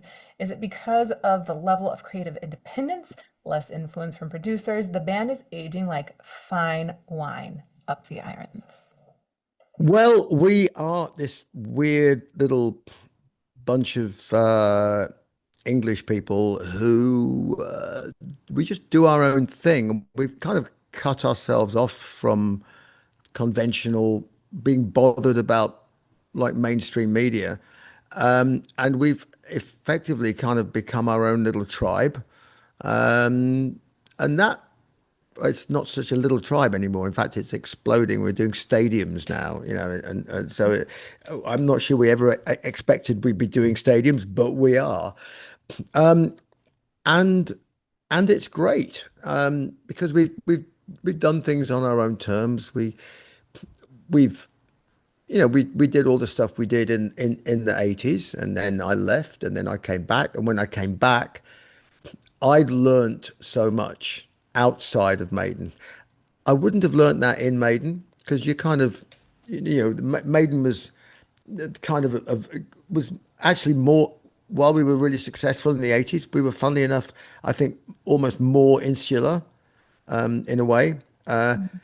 And when I came back, I'd learnt all this stuff about singing, about music, about life itself, and brought that all into the party. And then since then, it's never stopped, and it's gotten bigger and bigger and bigger.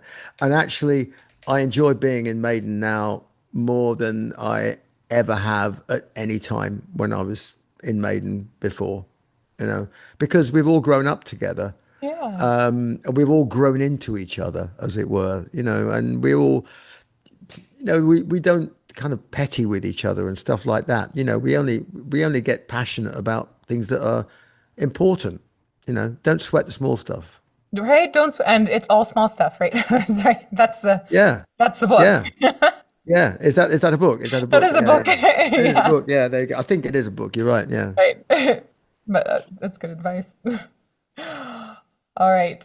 Quirky Uncle Dave said, if you, by the way, I love that he goes as Quirky Uncle Dave. Quirky Uncle Dave. Yeah, there Quirky you go. Uncle Dave. Yeah.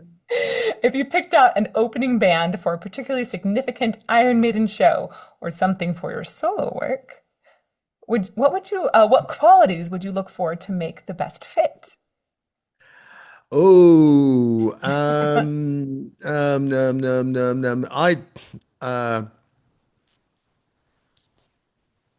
I think a band that were very, very self-assured in their own musical vision. a band that were not going out trying to make friends by, dancing around in silly costumes or doing gimmicks, stuff like that. A band that could walk on stage and just go, "We're going to play you some music, and you better listen because this is going to be good." And when I if I went along and saw a band like that, I would be like, "Hey, these guys don't care whether I like them or not because they're so confident in what they do." And then if they come up with something that's really good, you go, "Hey, I really like these guys. This is fantastic." Oh, So you don't need gimmicks and things like that. Although you can have them if you want, but the core attitude behind it has got to be, you know, we're good, and if you don't think we're good, we don't care. confidence. Yeah, it's an attractive thing. I mean, Yeah. I asked my wife. I said, when we first started going out, you were like really like good looking and everything and blah blah blah, and I was like this little scruffy English guy. Why did you continue to talk to me? And she said, well, because because you weren't afraid of me. I went, how could anybody be afraid of you? She goes, you'd be amazed how many guys start acting really weird around me. And I said, why would they do that? She goes, I don't know, but they do. And you weren't in the slightest bit impressed by the fact that I'm drop dead gorgeous. I was like, yeah, all right, yeah, yeah, yeah. You know, Aw. so yeah. So anyway, and then then we got married. And I'm very happy. So there you go. Oh, I love that. I love that. Okay, this is from Wolfman. With as much We running like you, I Wolfman. know, I love Wolfman. We love Wolfman. There you go. And wolf women. There must be wolf women out there as well. right? Yeah, there must be. There must be. I don't know. I saw a movie with a wolf woman in it. I know I could identify her because she had 8 nipples. I thought, that's a wolf woman. Perfect.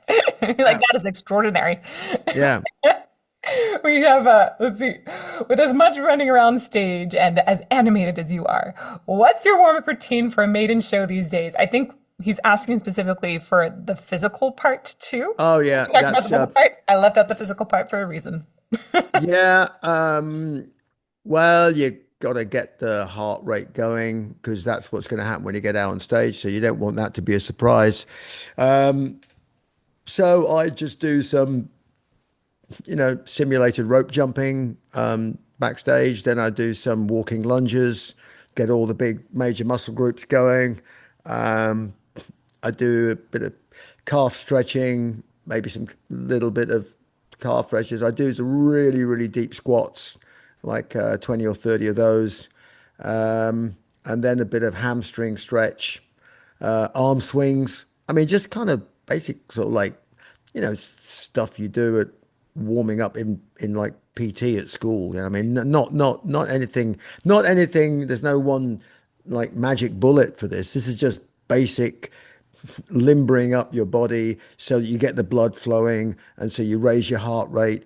And I combine that with a vocal warm up. So I'll do a bit of a vocal warm up in the dressing room. Then I'll go behind the stage, and we've got the Doctor Doctor track that we play before so that's about 4.5 minutes.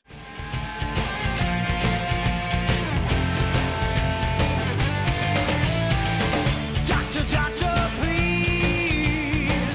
Don't you know I'm going fast? Doctor, doctor, please.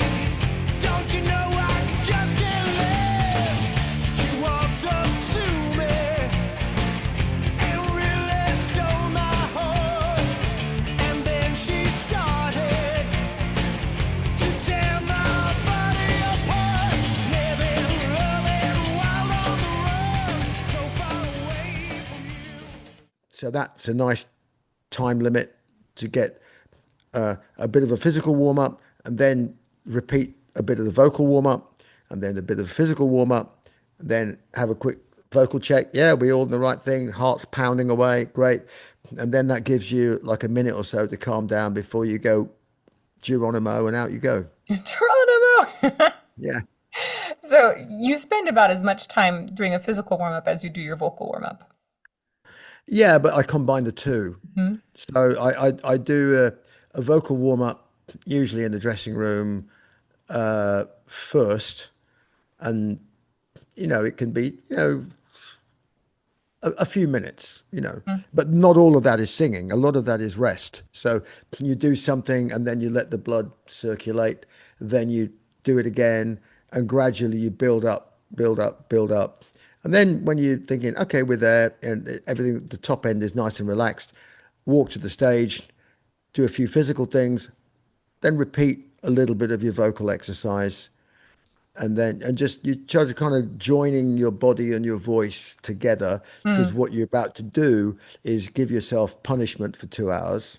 So just get everything get everything working in concert. I like to say you're going out and you're gonna scream and try and make it sound pretty. That's exactly what you're going to do. Exactly. Oh man. Little side note, I read a study at one point, and I was discussing with some voice scientists as well about how doing exercise before singing is so good, partly because of that blood pumping element. And so that even just doing some sort of cardio, because it's making the blood Exactly. flow Exactly. more, it Yeah. gets into the muscular part behind your Yeah, vocal ligament. you've got to get your heart rate up, Yeah. and in fact, I mean, because getting into my medical conditions now, but I mean, I've got I've got both my hips have been replaced, right? So I have metal hips with ceramic bits and stuff. Doesn't stop me running around and jumping around and doing all my crazy stuff and fencing and everything, right? But for one of them, not the other one, for one of them, I had to do some rehab. And you know what? I did 3 months in the gym with a physiotherapist, and learned so much about exercise.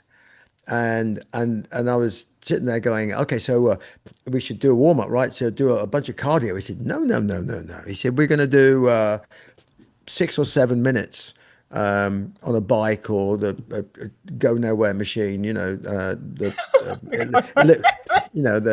elliptical train or whatever it's called. He said, we're going to do that, and we're just going to get your heart rate up.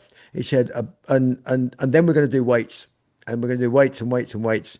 And I said, and we were doing all free weights, squats and all that kind of stuff. And I said, what are we doing for my core? He said, what are you doing for your core? He said, okay, so you are at the moment free squatting 4 times 10 reps of one and 115% of your body weight. And so I've got like 80 kilos doing free squats. And we got up to 100 kilos after 3 months. And I'm 70 kilos body weight. And he said, so you got a free weight and you're squatting and doing that. He goes, if you weren't exercising your core, you'd fold up like a piece of paper. He said, so we're not going to be doing sit-ups. We're going to do weights, and we're going to do weights that will force you to use your core. And that's how you use your core. He said, Stone Age man did not wander around doing sit-ups. He carried rocks and did things like that. And that's how we use our bodies. I was like, you have a good point. And Okay. then and then we also talked about stretching. And I said, okay, so we should do like a big static stretch. He went, no. He said, I went, oh, okay, why not? He said, because you're just going to weaken and stretch your muscle in a way that the muscle is never used. You never, whenever you use your muscle, it's under load. You never use your muscle, and when it's at rest like that, you stand up, bam. Okay, yes, you need some flexibility in your muscle, but static stretching on its own is stretching when the muscle is under load is much more useful, because then when the muscle has stress, then it will have the strength to absorb the stress and not snap, break, and do weird stuff. I was like, this is a different way of thinking here, but Yeah. I'm liking your thinking. So I don't do vast amounts of, you know, yoga stretches and things like that, even though probably the one thing I have discovered, which I don't do enough of because I never don't have time and everything else like that, but I did some Pilates on their like horrible, torture machine thing, the reformer. And That's what like a torture machine. and I got to tell you that I that was seriously challenging, and I loved it because I could really feel my body like rebuilding itself. And I was like, I would love to do more of that. Like if ever I had the chance to do anything else other than jump around on stage, because it's so good. I mean, it's for rehabbing your body and everything. Mm. So that's what I would really get into. But yeah, you're never too old to learn about your body. Yeah. Stuff happens to you, and suddenly you have to become. I mean, if you get sick, you have to become a bit of a medical expert because let's face it, what else are you going to do? So, Right? you know, Learn about your body. Learn how yeah. it works, since that way you can keep it running as long as possible. We know about our cars, we should know about our body. Yeah, no, exactly. And my people say, oh yeah, it's so great being fit. I said, yeah, yeah, I guess it is, and you're fit and healthy. But I said, don't forget that the body is there to be used and it's there to be abused as well. And so let's face it, the one of the prime reasons I can think of for being super fit is so I can go and eat and drink and have fun and do all things to your body that you shouldn't do, and your body will handle it because it's in good shape. And as long as you keep that within reasonable boundaries, you're in a good place. Work your body out enough that it can handle a little bit of poison, basically. A- Absolutely. And let's face it, how would your body know how to get rid of stuff if it never had any poison in it in the first place? Right? There you go. There you go. All right, we've got, let's see, from Arnold Naderpelt. I've heard some stories about how Fear of the Dark contains autobiographical elements. By the way, I think that's my favorite song. Anyhow, what's the real story behind it, and what's it like to sing compared to other tracks? Well, Fear of the Dark is a good tune to sing at the end of a show because it's in my range where I don't have to go like wee wee wee, like super super high. So it has I like that. That's great, and I get to wear a top hat and dress like a weird like night watchman, with a And like, lantern in the graveyard and with the and the crypt keeper. narration at the Yeah, beginning, yeah, you yeah, get really into it. yeah.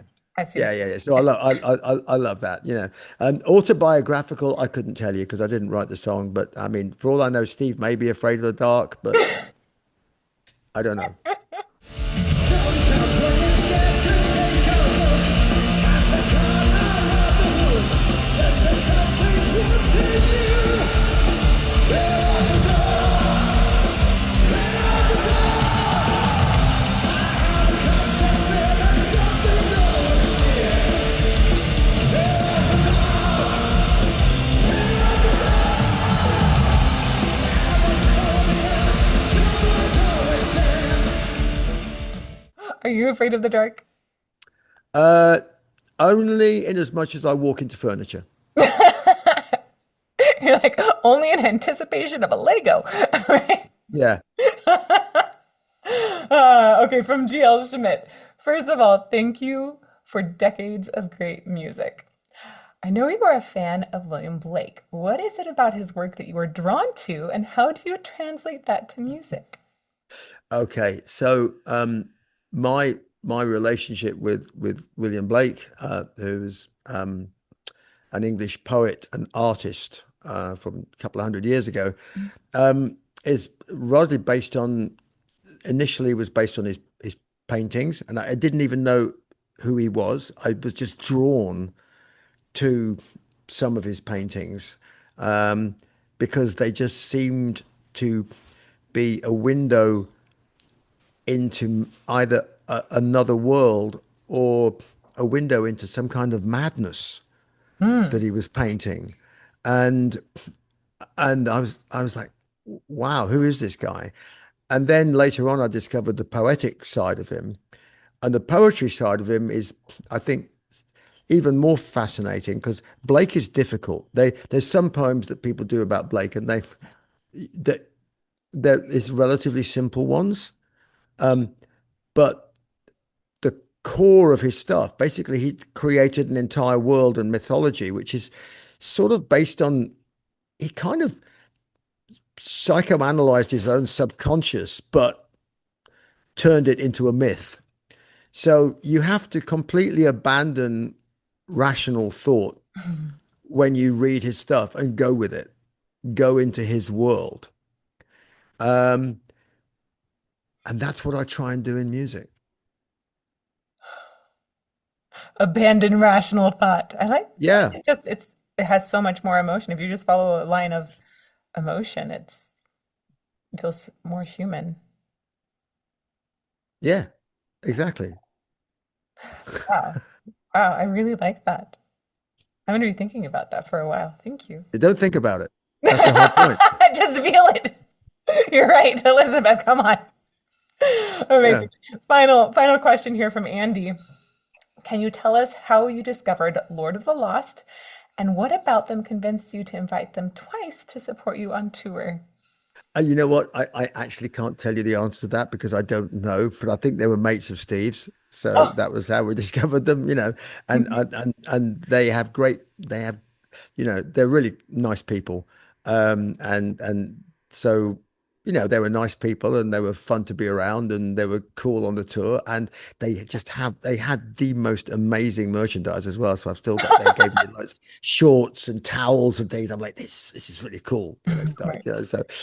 so yeah, but that's how it's relatively simple, I think so.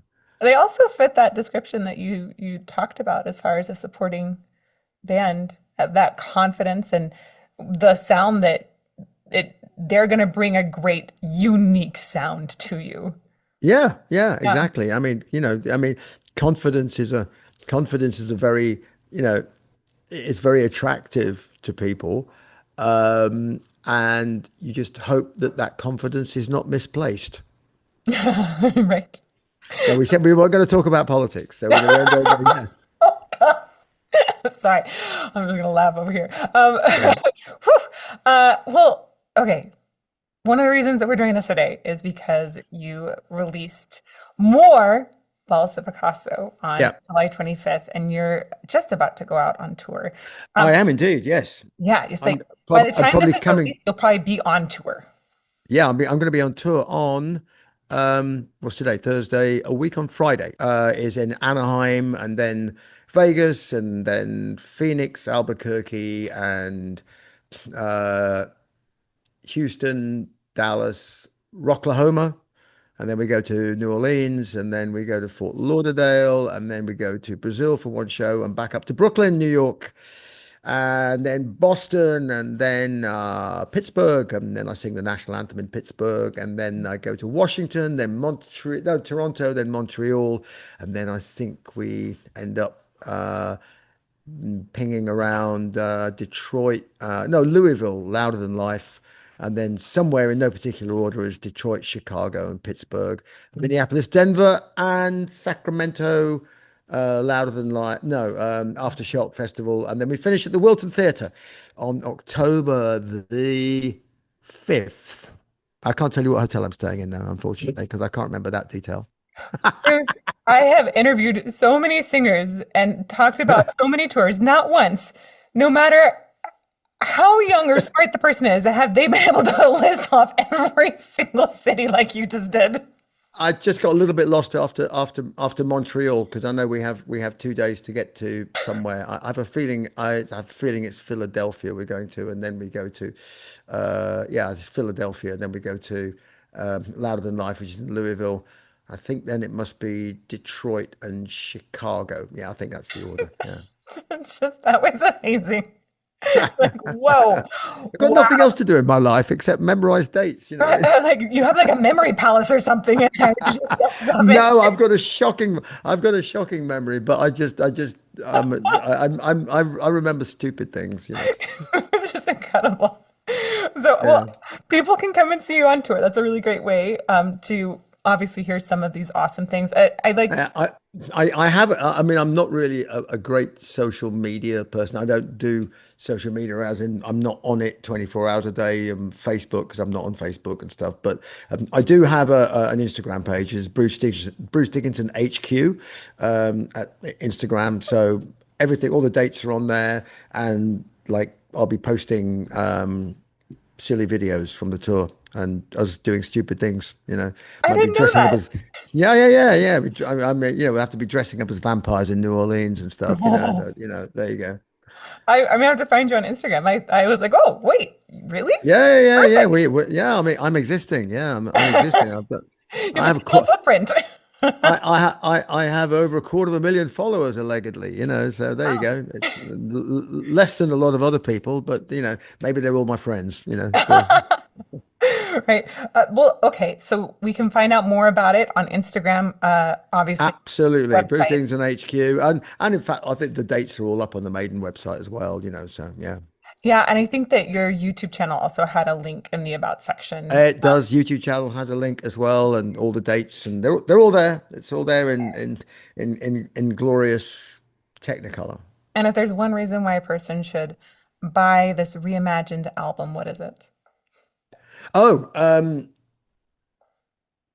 because I it know. Pressure. because it's epic, because it is more epic than you ever can possibly imagine. If you heard the original, you will be knocked out, and you probably want your money back for the original, going, my God, why didn't you just do this in the first place, you fools? uh, but for people that have never listened to the original, go and check this out, and it's seriously upgraded, this record. And it's really worth it. It's really worth it because it's a fabulous record. It really is. It is. It is. I've been listening to it a bunch, and that actually has been the word I've used to describe it the most is epic. So amazing. Yeah, yeah. Perfect. Wow, just wonderful. And thank you for an epic conversation. Well, thank you. Yeah, I mean, it's I'm just, nice to talk, but it's nice to talk to somebody that knows what they're talking about voices. oh So my God. you understand all what I'm jibber jabbering around, and you sort of go, "Oh, I know what you mean." So there you go. If you ever want to just nerd out about voice and you're just like, I need to, I'm Yeah, always down to nerd out about voice. Vocal nerdery is my happy zone. yeah. Very good. Well, thank you so much. And I look forward to seeing you live sometime soon. Yes, indeed. Yeah. Well, I don't know what show would possibly be near you. I don't know where you sort of like. Tucson, Arizona. I was Oh, thinking about blimey. trying to come up to the Phoenix, but it is a bit difficult with a 3-month-old currently. Yeah. Then Far. that's the way to go. Yeah. Well, Yeah. don't worry about it. It'll Maybe be. not this one, but I'm going to catch you soon. It is my goal to catch you live soon. Very well. Okay. Oh well, Yeah. never mind. We'll see. All right. You're welcome anytime. So, And I'll say and cheers to you with my water bottle at this point because oh I'm done yeah, with cheers. my tea. And now my cold mug of coffee. You see, I've not been drinking much of it. You see, so there you go. I don't want to drink it now because I'll be awake all night. So yeah, time for a cold beer. Time for a cold beer. Oh, that sounds nice. Yeah. Beautiful. Thank Yeah. you.